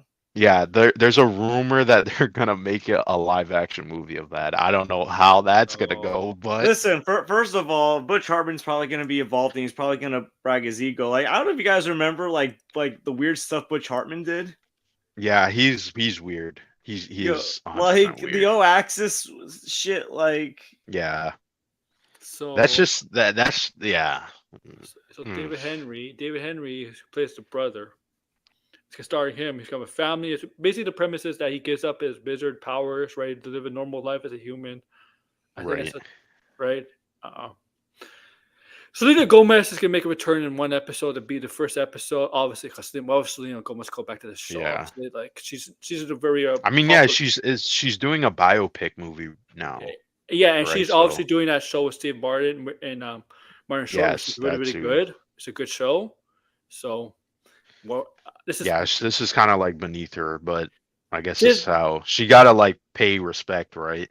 Yeah, Disney. I mean, Disney has done a good job of putting out major stars now. Like Zendaya, for example, huge from Disney. Obviously, Miley Cyrus, but Miley Cyrus hasn't really done movies and some or film. No, TV Miley Cyrus and Selena Gomez. Some people have definitely fallen off though. Demi Lovato has definitely fallen off. You guys, okay, so I know this is Nickelodeon, but I don't know if you guys remember they were gonna do a Drake and Josh like remake called Josh and Drake. Hey, happening now. Yes. No, well, not just that. Did you guys hear like what was gonna happen like the first episode or one episode? No. Okay, so what was gonna happen? So you know the classic line, "Hug me, brother." Yeah, like, hug me, brother. They were gonna say, "Hug yourself, fuckhead." And then so here's the thing. Josh was gonna be this. It was gonna be like the opposite of how Drake and Josh went, where Josh turned out to be this very successful like businessman or salesman, and Drake was like this failed musician, and he was gonna play at this Mexican cartel leader's. The hell is this? Yes, I remember this. I remember this. Yes, like Drake got offended because here's the weird thing about Drake. Before all the controversy, his music's very popular in Latin America countries, and he was married to at the time someone that was Latin American. Right. So like he thought it was going to be offensive to his family, to his audience, and like Josh didn't want to make the creative decisions. Right. But like, oh my goodness, like Josh and Drake, that would have like really. I did remember hearing something like that, George. Yeah, that's I don't know what. Why do they have to like bring back these like innocent kid shows and then make them edgy? Corrupting them. Why are they poisoning them? I'm gonna be honest. The iCarly one wasn't that bad. Like, wasn't bad. Like, in fact, like I think like it added more to the iCarly franchise. The thing is because Jenna McCurry doesn't do acting anymore, and because of like the trauma she went through, her character was. They wanted to get back to current audience. They want to build up a new audience, right? It's about getting people that watch the show from the start. It's not right, so they want them to continue. Right. They want them to get back into it. Obviously, it's not about getting a new, younger audience. Otherwise, they would not go more adult. Right. By the way, speaking of Invincible. Man, I'm disappointed as fuck with this show. What is going on with the show? What is going on? Like, this is a mess. They're announcing a release date. And the second season, I have to be honest, like, from what I saw, like 3 episodes, I was disappointed. I was very disappointed with the show. I'm at the point where I'm like, to be honest, I might not continue because it's like, I like the comic. I read the comic. If you're just doing the comic, I don't really care. I'll probably watch the live action movie, but and I guess if they ever come out with that game, but I don't know. It's just been mid. This is gonna be more like horror mythology kind of topics getting into right now. Okay. Well, so I like horror. So Jesse Eisenberg and Riley Keough. How do you say her name? Keough. Spent 2 hours transforming into Sasquatch, and spent several days at Sasquatch school on a set for the next film. So this film is gonna be like them as Sasquatches. It's gonna be like you're not gonna talk because Sasquatches, I'm pretty sure don't talk. But my question is, Sasquatch school? They got a lot of that shit, man. In California, there's like this whole cult of Sasquatch. So oh my god. Here's the thing, Blind. George, I did a show on this, on myths and stuff like that. I'm sorry, but anything like a Sasquatch or Bigfoot or anything like that, we would have discovered it. Okay, we would discover it. No, but you know why? Here's the thing. There's actually a really good documentary about Sasquatch, and why it's sort of like continued. Why there's this myth around it, right? Because it is bullshit, right? Yeah. But there's like some true crime element to it where there was actually a lot of killings going on in a specific city in California, or it's not a city, but it's more like a small town, and they were so like constant that no one knew what was going on, and so a lot of the locals just thought it was Sasquatch, right? Because they couldn't really explain these murders, right? And the documentary actually goes in depth about like what was going on and tells the story. It's a really good documentary. I think I might have mentioned it before. Probably one of my like favorite documentaries recently. Yeah. Just because like you get to know why people are fixated on Sasquatch, And it's kind of sad once you realize, oh, this is why they're so fixated on it. It's just like, how do you explain these murders, right? Like, and there's like people in the town who have like theories of who did it, but they can't say anything because it's they, the town would lose business, right? Yeah, it's Like a the torture town is making attraction. money. It's Yeah, yeah. yeah, it's really interesting. I highly recommend it. I think it's on HBO. I'm not sure. I saw it on I'm Crave, so I don't know where it I'm just is in I'm just America, sorry, but but we would have discovered those something that big on land. yeah. I mean the thing is like there's so many weird things. I I mean know. like people go missing in the woods like very consistently for some strange I've reason. almost went missing in the woods. Oh wow. Yo, like, listen, like, so one time in college, like, we're by the woods where college Staten Island, because Staten Island's like the woods borough, Right. and I was helping clean up, and like, I was getting stabbed by all these twigs, helping clean up around the campus for like a cleanup event. So literally, like, and like the stick stabbed me pretty hard. I was like saying, "Yo, I just Ooh. got stabbed in the woods," and everyone was like, "Look at me in horror." I was like, "No, by trees." And twigs. Huh. Like everyone, like I literally freaked people out when I said that. Like I was like, yo, I just got like stabbed a bunch of times in the woods. Right. Damn. I don't know. But it was like just by like twigs and tree branches and stuff. Cause like I went all in on cleaning up. Like I like ran deep in the woods to get all these plastic bags, and everyone thought I was insane. Hmm. I was Yeah, like, I mean you know what? We got to clean up the campus. I hate if when you you get do that. yeah, that's what I'm saying. And the shows, I mean, I don't know how everybody else feels, but personally, I didn't think season 2 was And great. I was really disappointed. So, another horror thing, Jacob Aldery but is confirmed he's playing Frankenstein in Guillermo del Toro's next monster movie. oh, really? Okay, I didn't hear that news. I'm excited for that movie. So, Yeah, well,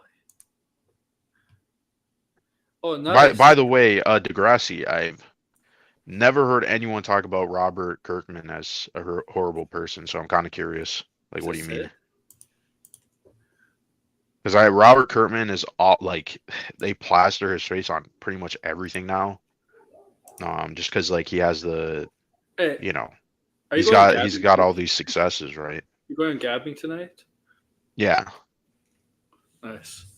Sorry, I want to send a pic to you guys, so you'll probably start laughing. Degrassi's Oh seen boy.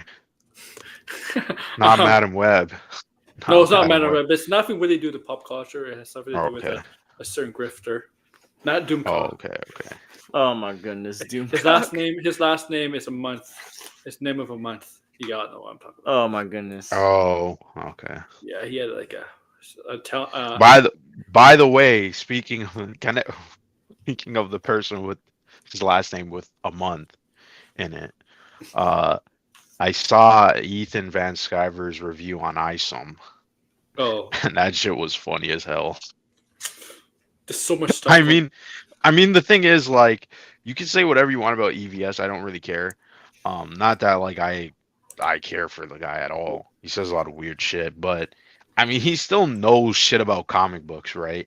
And when you hear him walk through it, it's like, yeah, that makes way more sense, right? Like, I think that was like the best criticism anybody had to offer for ISOM, because it's like, why is there a thought balloon in this fucking comic? That's not a thing that happens in comic books anymore. It's just and it looks corny as hell. This is from today. Oh, with all is this? So this you is got today. He did. Is that the two women who are gonna write the okay? Yeah, yes.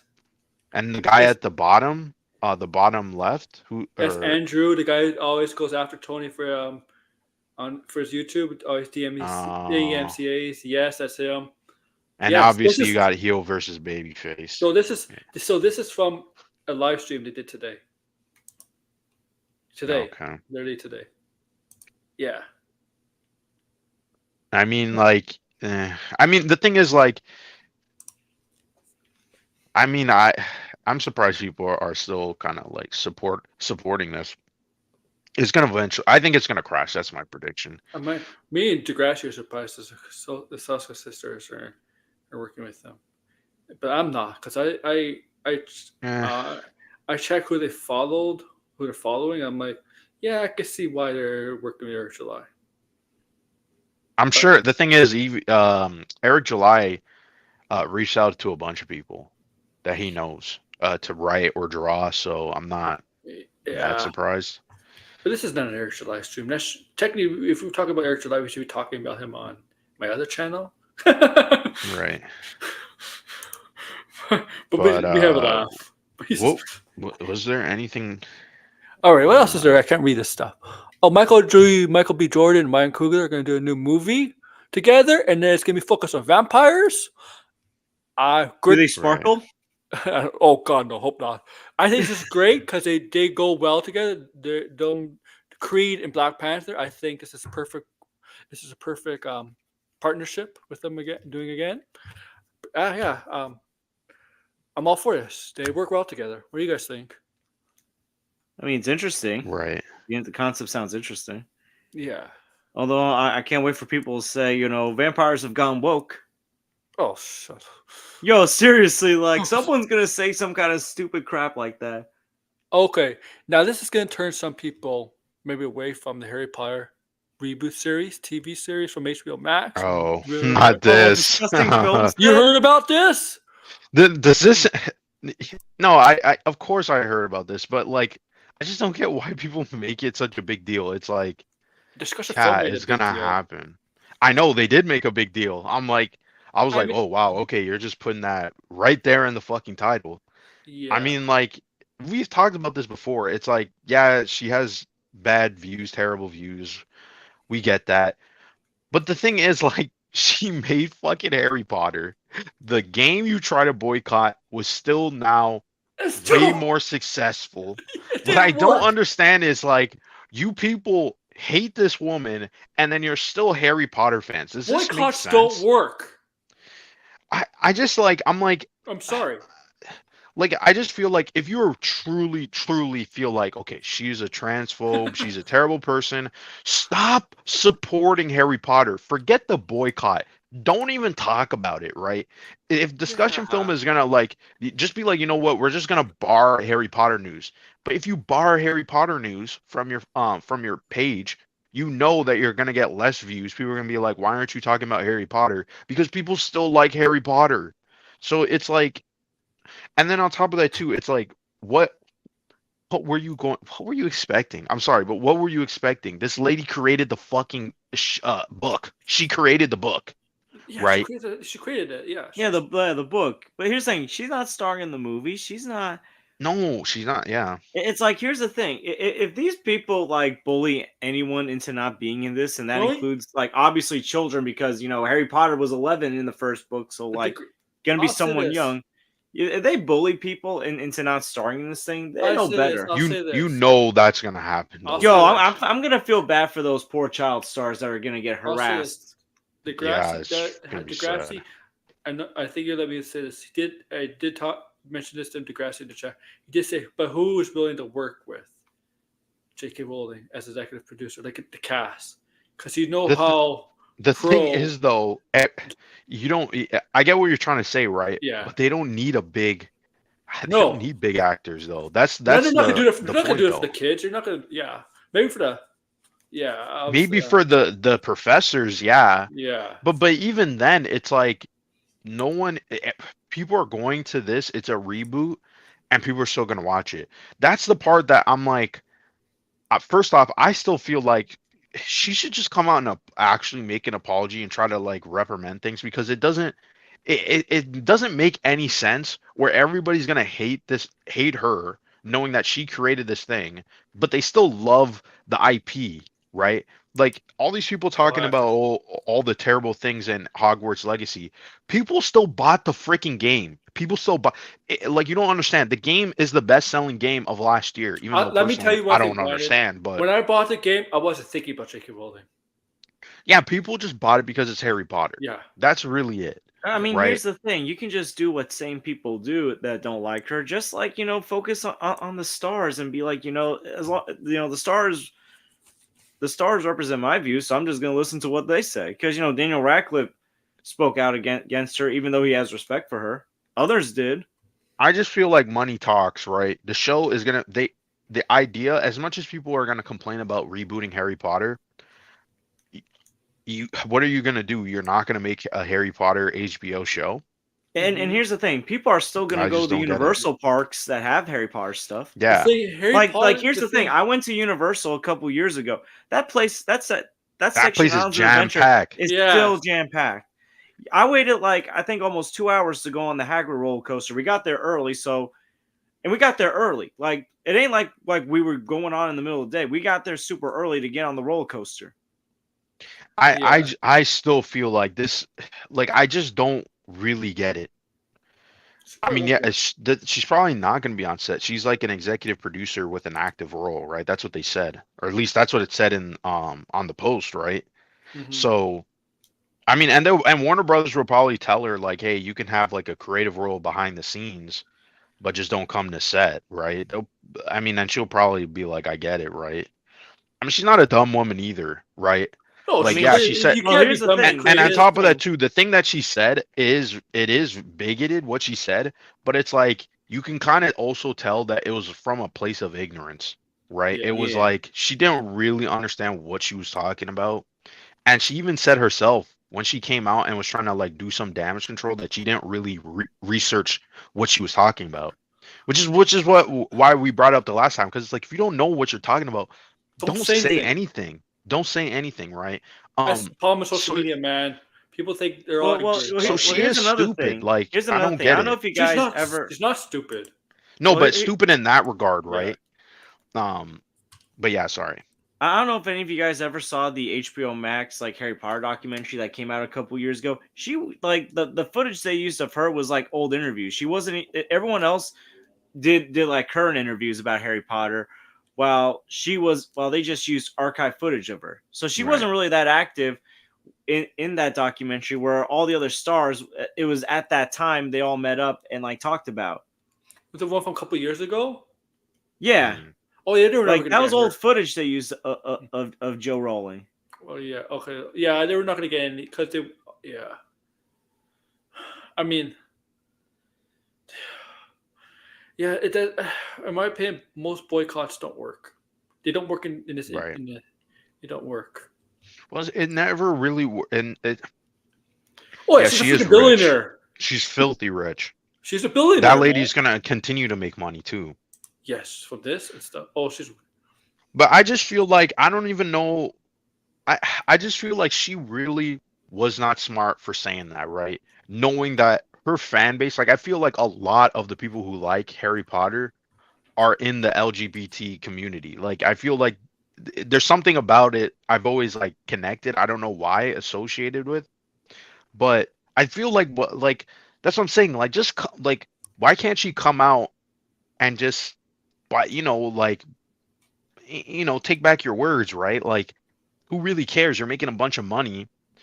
It's not something you're dying on. I get the position, right? Because her position is that she's a feminist, right? And so she's trying to say that it takes away from the feminist movement, but it doesn't. Why would it bring back the original act? I don't get this. Bring back the original actors. They'll probably ask for more money than a new set of actors. Also, Emma Watson don't really act anymore. Wait, I'm confused what he's saying. Yeah, if you ask Radcliffe to come back, even though it's a TV show, but it's probably going to be probably this amount per episode. It could probably be equivalent to what a film paycheck would be. The thing is though, they probably will bring back the actors. I'm understanding what he's saying now. But here's the thing: you can only probably bring back the actors for a couple of movies. If you reboot it, you could do this for the next a couple movies, 10, it has 15 to be years. After, right? It has to be after, right? I don't think it needs to be after. I think you could do it. You could do it simultaneously, because you could do one as a movie and the other is a show. They're not connected. But you're right. Emma Watson ain't coming back she ain't coming back. If Jacob Rowling's working on this, I think they will come back at some point. They're not that old. They're not that old. If J.K. Rowling is involved in this, Emma Watson would not come back. It's Harry. This is what I'm trying to say. It's Harry Potter. But it's Harry Potter. She's always going to be connected. Even if Joe wasn't involved, she's so caught up in being in her feminist work. I don't think she does much acting anymore. She says she's coming back to acting. She did say that this year. She was going to come back to acting this year. She did say that. But I'm sure if they gave her a bunch of money and you say, hey, here, get some on the back end. I don't know. They would all come back in a heartbeat. They would all come back in a heartbeat. Especially if they said that she's not involved. This is what I'm trying to say. How do you? She's been so involved with the franchise. Out of most creators, right? You have to understand this lady has so much control, right? What creator gets to literally work on the movies and the different adaptations? When? Right? Like rarely does that happen, right? I don't think Radcliffe's back. Radcliffe has tried so hard to get rid of that reputation. But look at his career. It's like he does some interesting stuff. I'll give him that. He's a good actor. But it's like it's not like listen, these people they owe that franchise their careers. Well, yeah. That's why they will come back, right? Money and the fact that that's how they got their start, right? And people are gonna beg for it. This whole the controversy that's going on, it's already proved it hasn't gone out to the masses. The masses do not care because if they did, why did Hogwarts Legacy sell and be the best selling video game of the year? It sold 20 million copies. Yes, most games do not sell 20 million copies. Had to boycott the opposite. It had the opposite effect. Yeah, it had the absolute opposite effect. Like, I don't like the whole discussion. I feel like is so disconnected. It's like, are we living in reality? Like, look at reality. This stuff is still selling, and she's mostly involved creatively. The only test I think they should definitely do is you gotta either make that movie with the new cast without her and see how that does. But even then, I still would be like, why kick her off completely? I just don't really understand. Make her apologize. That's what I would say. Push her on her position and make her apologize because what she said was stupid. Yeah, they're gonna get people saying she was forced to apologize. They forced her to.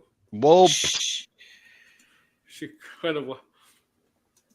I mean, and also too, I feel like people, and this is the thing, it's a little bit different, right? Because it's like she created this. This is from her mind, right? So they feel connected to her. But I never like when people like go so hard after the creator. Like, you can criticize them, but like if they have like terrible political views, just like I feel like you kind of have to divorce it, right? Like, I'm really one of those people where it's like you have to divorce the artist from the art, even if it's like they put themselves in the art. Let me tell you something. People love Shakespeare, right? His plays get involved in movies. Shakespeare is one of the worst people in the world in terms of as a person. There's a lot of artists who are terrible people, right? And I just feel like there really should just be some separation, even if they put their personal like, look at Lovecraft. Do you guys know Lovecraft? Lovecraft was like a racist. He was an absolute racist, right? Yes. And it's like, but when you read his work, that's what I'm saying. Like, I don't want to narrow it down because it is a freaking mess of a discussion, like if you divorce it or not, because there's some work from Lovecraft that is really cool, and then there's other where you're like, oh shit, this is just racism. This is just flat out, him just putting all his racist ideas. And I know he apologized. Still doesn't make it great to read this stuff and enjoy it as entertainment. He apologized. And that's what I'm saying. That's also another thing too, right? If she's putting this transphobic stuff in Harry Potter, I feel like that's also a different conversation too, right? That's another perspective on it where it's like, yeah, maybe we shouldn't have her involved, right? Yeah. But if they're not doing that, right, and she's just there to oversee things, I would just say keep it in the background, right? Because, I mean, it's been successful so far with her. Mm-hmm. Why remove it completely? Like, we don't know what's going to happen. You could try. They should try.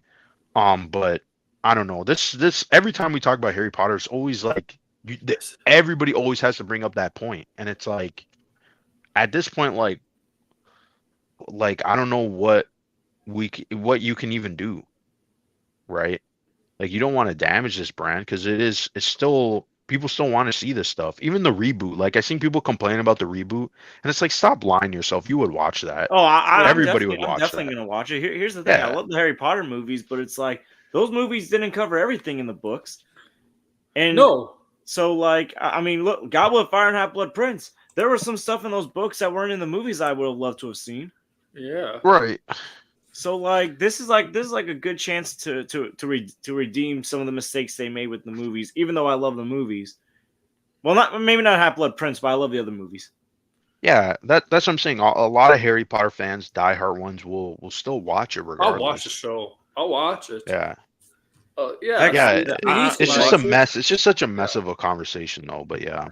No, but like, here's the thing. Like people, like they always, like, they're so stuck on like trying to get their point across by saying, I ain't gonna support this person. It's like, let's be real here. And this She's a plagiarist. Damn. This might be more. I don't know if that's. There's been some. Like, here's a more extreme. That I did not know. Like, that's worse. That's actually worse. That is worse. Yeah. Hold on. I'm going to bring. Sorry about that. Sorry, George. Extreme example, because people saying we're going to boycott J.K. Rowling because of reviews. If that's the case, why are people still watching movies that Harvey Weinstein produced? Because what Harvey Weinstein did was a lot worse, but yet we still watch his stuff or stuff that he was involved in. Like, people kind of hard not to watch those stuff too. Yeah, because he produced a lot of great movies, even though he did horrendous stuff to people. And like, he kind of played and he played a Quentin Tarantino. Role. Yeah, he played a similar role that Joe has played in all these Harry Potter movies. She's kind of just a producer. She oversees stuff. That's what Weinstein did. While we watching, like, this man basically produced most of Kevin Smith's movies. People still watch Kevin Smith movies. Mm-hmm. Yeah. Like, he produced Good Will Hunting, which is considered one of the best movies ever made. People still watch Good Will Hunting. There's way too many movies that Harvey Weinstein produced that were probably, I mean, people would say are the greatest movies of all time. Exactly. So it's like, that's the only reason to see the movie. Sydney Sweeney. But like, we don't hold that against the stars that we see in the movie. That's what I'm trying to. That's what I mean. It's what Joe did against Daniel Radcliffe, Tom Felton, Rupert Grant, Emma Watson, Gary Oldman, Alan Rickman. We ain't gonna hold that against them. I feel like it should be. It's like. I'm trying to even think, like, how would you even go about this? Because it's like I see what Anthony's saying. I could definitely see that, right? I could see them being like, we don't want to work with her, even if she's an executive producer, right? Just from a moral standpoint, just to prove a point. But it's like, okay, if that's the case, you're just gonna take. I mean, at this point, then, like, the franchise is really not hers, right? She created it, but it's really not hers. And I feel like then we should see every franchise like that. The books are. Right? Because people like to say that, oh, well, don't criticize what George Lucas did with the Star Wars movies, right? Right? Because, well, it's his movies. But it's like, maybe it really isn't his movies.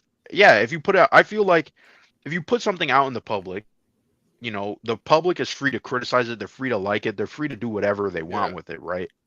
But at the same time, I just feel like, how do you divorce a creator from their product when people love the product, right?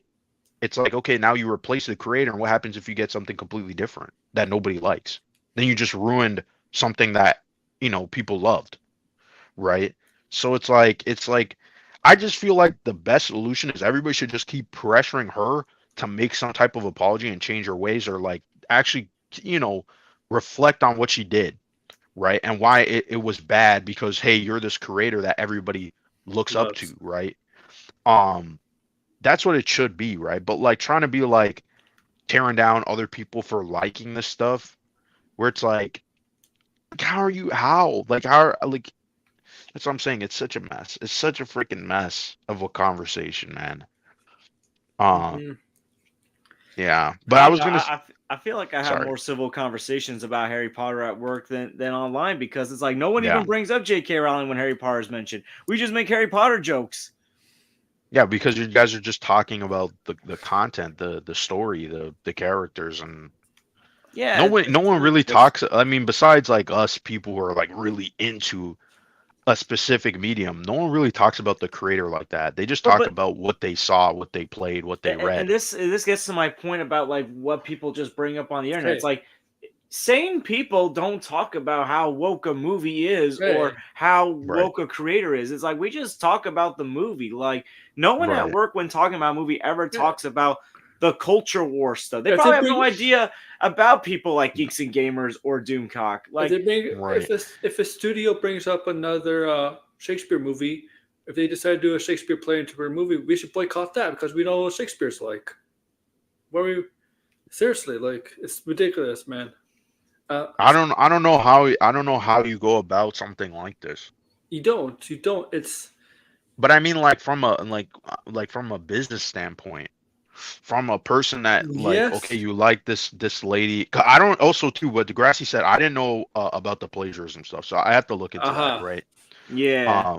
Because that's also another aspect too, right? I don't remember that.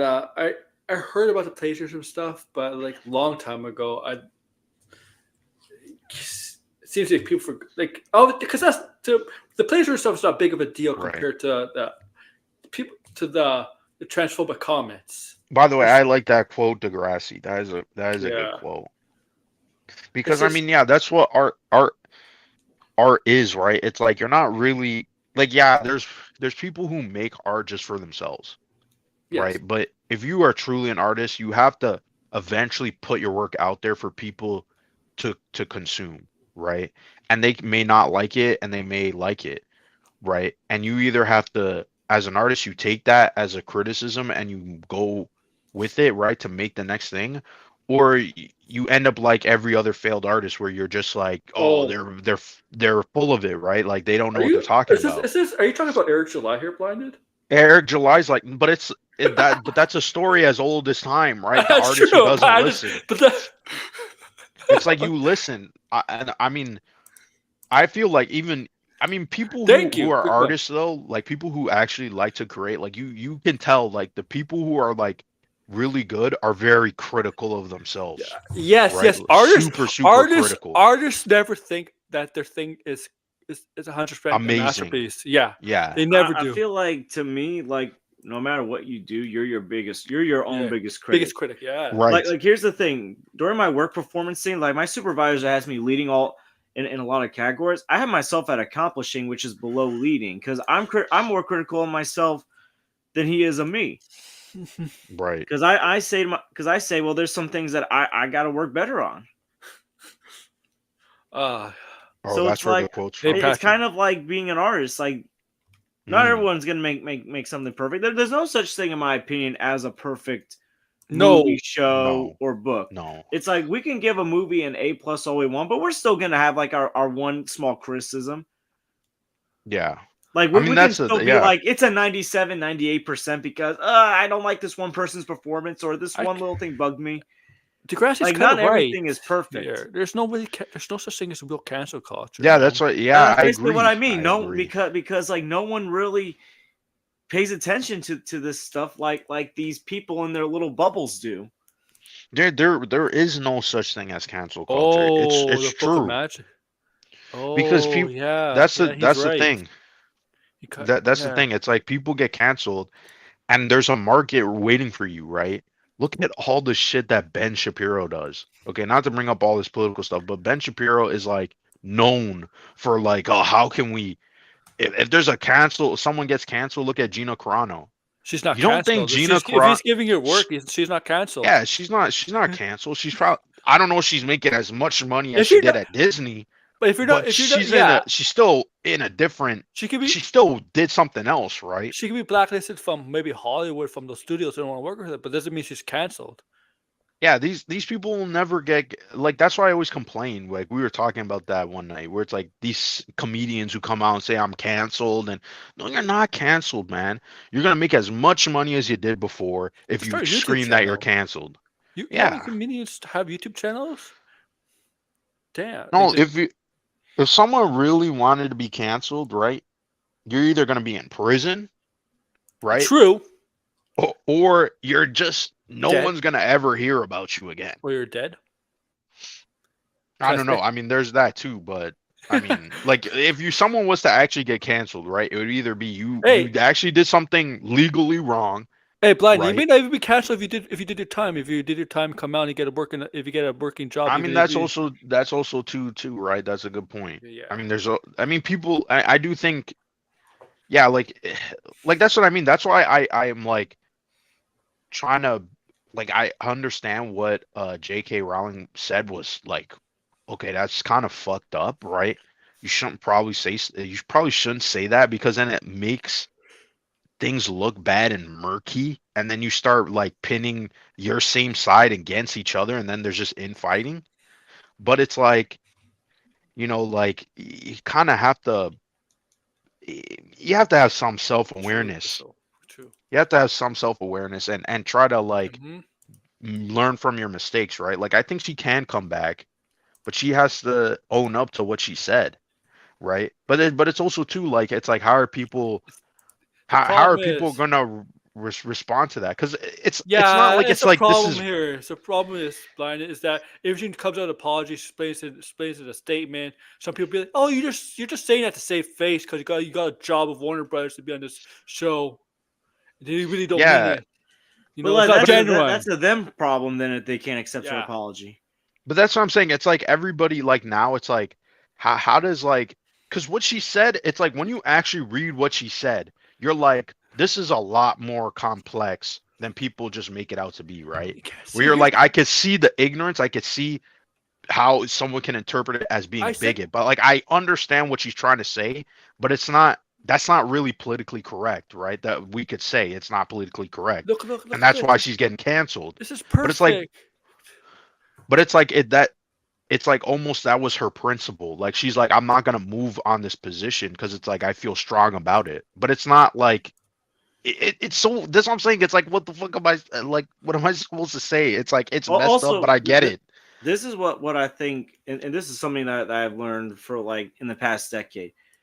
We don't know who's in her circle that never told her that that's not okay to say because people are born with that mentality. Like she was born in what, like the early 60s or like mid 60s. Like back then, like stuff, LGBT stuff, like supporting that stuff was not common.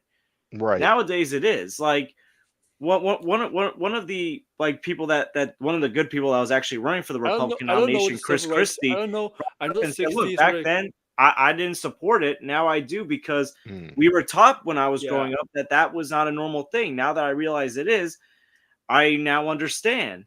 Right. I don't think she ever fully understand because I don't think anyone in her circle, maybe because they just don't talk about it, ever told her that like, hey, that's kind of extreme. But this is the thing. That's what I'm saying. If you look at what she said, right? Because there is this pushback, this criticism of the trans community where it's like, does this like undermine women's movements, right? If you're accepting someone who is trans and, women who aren't trans, right? They obviously have this issue that trans women don't, right? So it's like, how do you like, you can't really combine the two. That's what she was trying to get at, right? And you're like, I get what she's trying to say, but the way she said it, probably not the best idea, right? And probably makes you look like an ignorant bigot, right? It makes you look like, oh shit, like you don't care about these people at all, right? But it's like, okay, so how do you navigate that, right? And I think the reason why she said it was because I think she thought more people would agree with her, right? That there would be, actually there is some nuance to this, right? But no, that's not how people interpreted it, and people just ran with it. And we know how the internet operates, right? People will not look at that quote. They will not understand the context. They will not see the nuance of it and go, this is right what she said, or this is wrong, or okay, like I understand where she's coming from. They'll just see it as this is just transphobic, and therefore we'll label it as transphobic. They don't read it. They'll read it once and they'll automatically assume instead of reading over like a second or third time. No, but people are not going to read it. No, it's not even just that. People will not read it. Like people the headlines. will not read it. They will people read don't the read headline anymore. They just they see a headline or they see a sentence. They will not. They will not. They won't even do this. Right. This like let's be. It's about emotion, real for not a minute, about right. This woman is emotion. not like some people will go as so extreme to say that this lady is a Nazi. You're like, are you serious? How's it? Right. I like unless there's something I'm missing. I don't know how you can make that jump because she said something that can be misconstrued, or you can look at it in a way where you're like, you know what, that's really ignorant. Blinded, George, it's just social media in general. People go on social media, they want to go with emotion. They want to get angry. That's what they do. Yeah. And they I don't see a want lot to of people, even people that I like, I see them doing it. Like people really need to sit back. Names, but I see a lot of people do it. I feel like personally, because then it's like, oh yeah, but then someone could come at me and say, but what happens if someone says something racist, right? And it's like, yeah, but there's so many different like ways of someone could be ignorant, say something, and you can't just go to the extreme of saying, well, now that person is an absolute the worst of the worst, right? Like I feel like that's what people like to do. They just make this giant jump instead of being like, can we assess what the person said and give them actual criticism? And if they don't take that criticism well, and we see, oh shit, they're an actual bigot, then that's a different story. What is emotion? Stay angry, my friends. What's emotion? The lack of logic, stuff like that. I really, it's not even a lack of logic. It's just this thinking. I don't know. I really don't know what to call it. I don't know, because I also feel like too, I have to be honest, like sometimes I fall into this trap where you're like, you see something on the internet and you're like, well, you read the headline and you go, what the fuck? And you get mad until you look into it. Well, I noticed the young generation these days are so angry. Yeah, because look, like you go on the internet, right? And you will see people are saying a lot of negative things. Mm-hmm. And you're like, oh yeah, but then this is also true what they're saying, right? And so it's like, how do you even navigate that? I don't know how to navigate that too, because I see that criticism and I'm like, that is valid, right? It's like everything we say is negative, but it's like, even like as us, like, right? We make videos, right? And it's like you can make a video that's positive and you praise something. No one will click on it. Exactly, right? Because no one will click on it. Because nobody cares about getting a happy emotion, or right? People don't want to be feel happy something, for some reason. If you say something super controversial, you say something. What happened? Well, I didn't. What happened? Oh, he got so angry and they bailed out. See, Kuso's right. No, he'll come back because I was going to end it after that rant. but like here's what I noticed. Like people just want to be angry and complain about stuff. It's like there's so many, and I'm sorry to all the good people that are named Karen out there. There are Karens out there that whine about every single little thing. It's like, are you just incapable of being happy about anything? It's like blinded. Oh my God, there needs to be a balance. You got so angry. That's what I think. Being angry all the time is not good for you mentally or physically. No. On you. Anger is not good. But it's like how do you navigate this though? That's what I'm like. That's what I feel like everybody should work on. Right? It's like, how do we balance negative and positive? There is a reason feedback. Why social media has negative impacts on people's mental capacity, or mental thoughts and whatever. These are depression, anxiety, and loneliness. There's a reason why. Like, yeah, it's so weird. It's like, and I mean, and also too, right? Like, CU, he's saying it makes people dumb, and it's like, yeah, the way it's designed is to make people overreact, for people to keep scrolling, to keep clicking, and the engineers, the software engineers and the designers come out and say, yeah, it's intentional, right? Because it's like that's how people are going to stay on the app. There's no other way. And so it's like, is that why is that? Is that a biological thing? Do we get dopamine from looking at negative headlines? Is there like, how does this even work biologically, I can't even talk. Like psychologically. That's what I want to say. Jesus. Psychologically. Yeah, I was about to say, I'm talking way too fucking fast. Yeah, you're passionate, man. You're passionate. No, because it's like, because also too, this is also, I posted a video that is negative, right? But if you watch the video, I'm more like 50-50, right? And so You're it's not like like, and so people are like, yeah, and I had a comment that I actually did value, right? Like, I'm like, I see what this guy is talking about, and it's like, I don't know how to improve in this regard, where it's like, how do you make a video that is a critique of something without being completely negative? Okay. Right. I'm gonna have to end it here, guys. Blind. I want to give you a break because you know what? Because I know you're going on gabbing, with geeks. So with Tony later on, and we still got like an hour and 30 minutes. So I know, I'll but, I gotta eat. I gotta eat. Yeah. Sorry. Yeah. So we're gonna do our plugs, and then I'm gonna go eat afterwards. And George, since you're right beside me, you could go first. Then we'll go down below. Find me at the George, and I think tomorrow I'm gonna start focusing in more on some NBA content. Talk about how the season's going, and I think maybe Friday or Saturday, maybe like because the anniversary of Kobe's death, the 4-year anniversary is coming up. Maybe do like a that's fast video on Kobe, because I want to get some more NBA content out there. And I think also this weekend, I think I'll start reviewing X-Men movies to lead up to Deadpool 3. I reviewed the first X-Men movie almost 2 years ago, so I'm going to start with X-Men United, which is one of my favorite X-Men movies. So stay tuned for that. And of course, I got to watch the trilogy before Madam Web comes out. 50 Shades of Grey. So you can find me at the George. I got to get back into making content again. I took last weekend off, and I just feel off all of a sudden.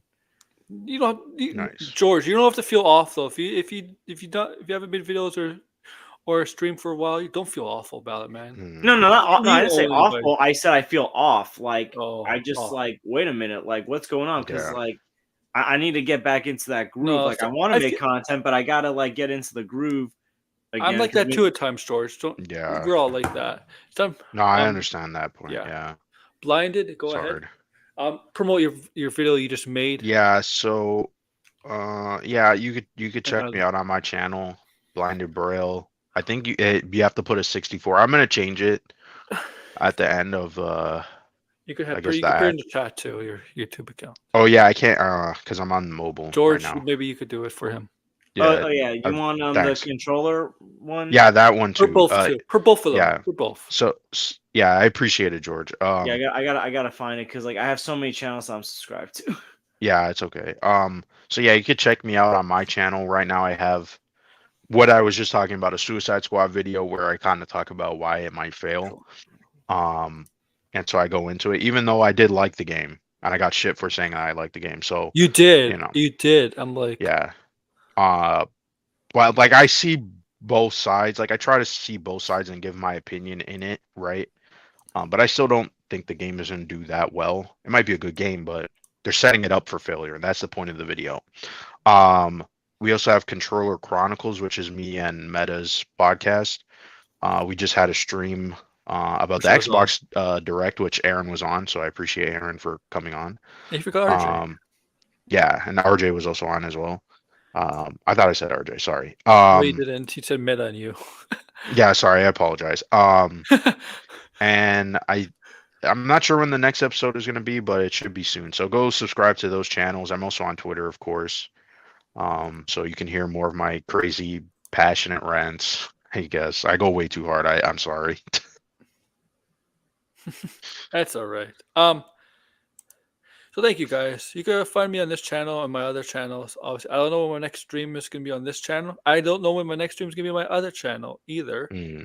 I'll put up videos and I do plan to do a cameo video for tomorrow on Indiana Jones. I talk about it. I haven't watched the video yet, but I will watch it in advance just to be prepared. But yeah, like, share, subscribe, comment below. Take care, guys. Peace, guys. Peace.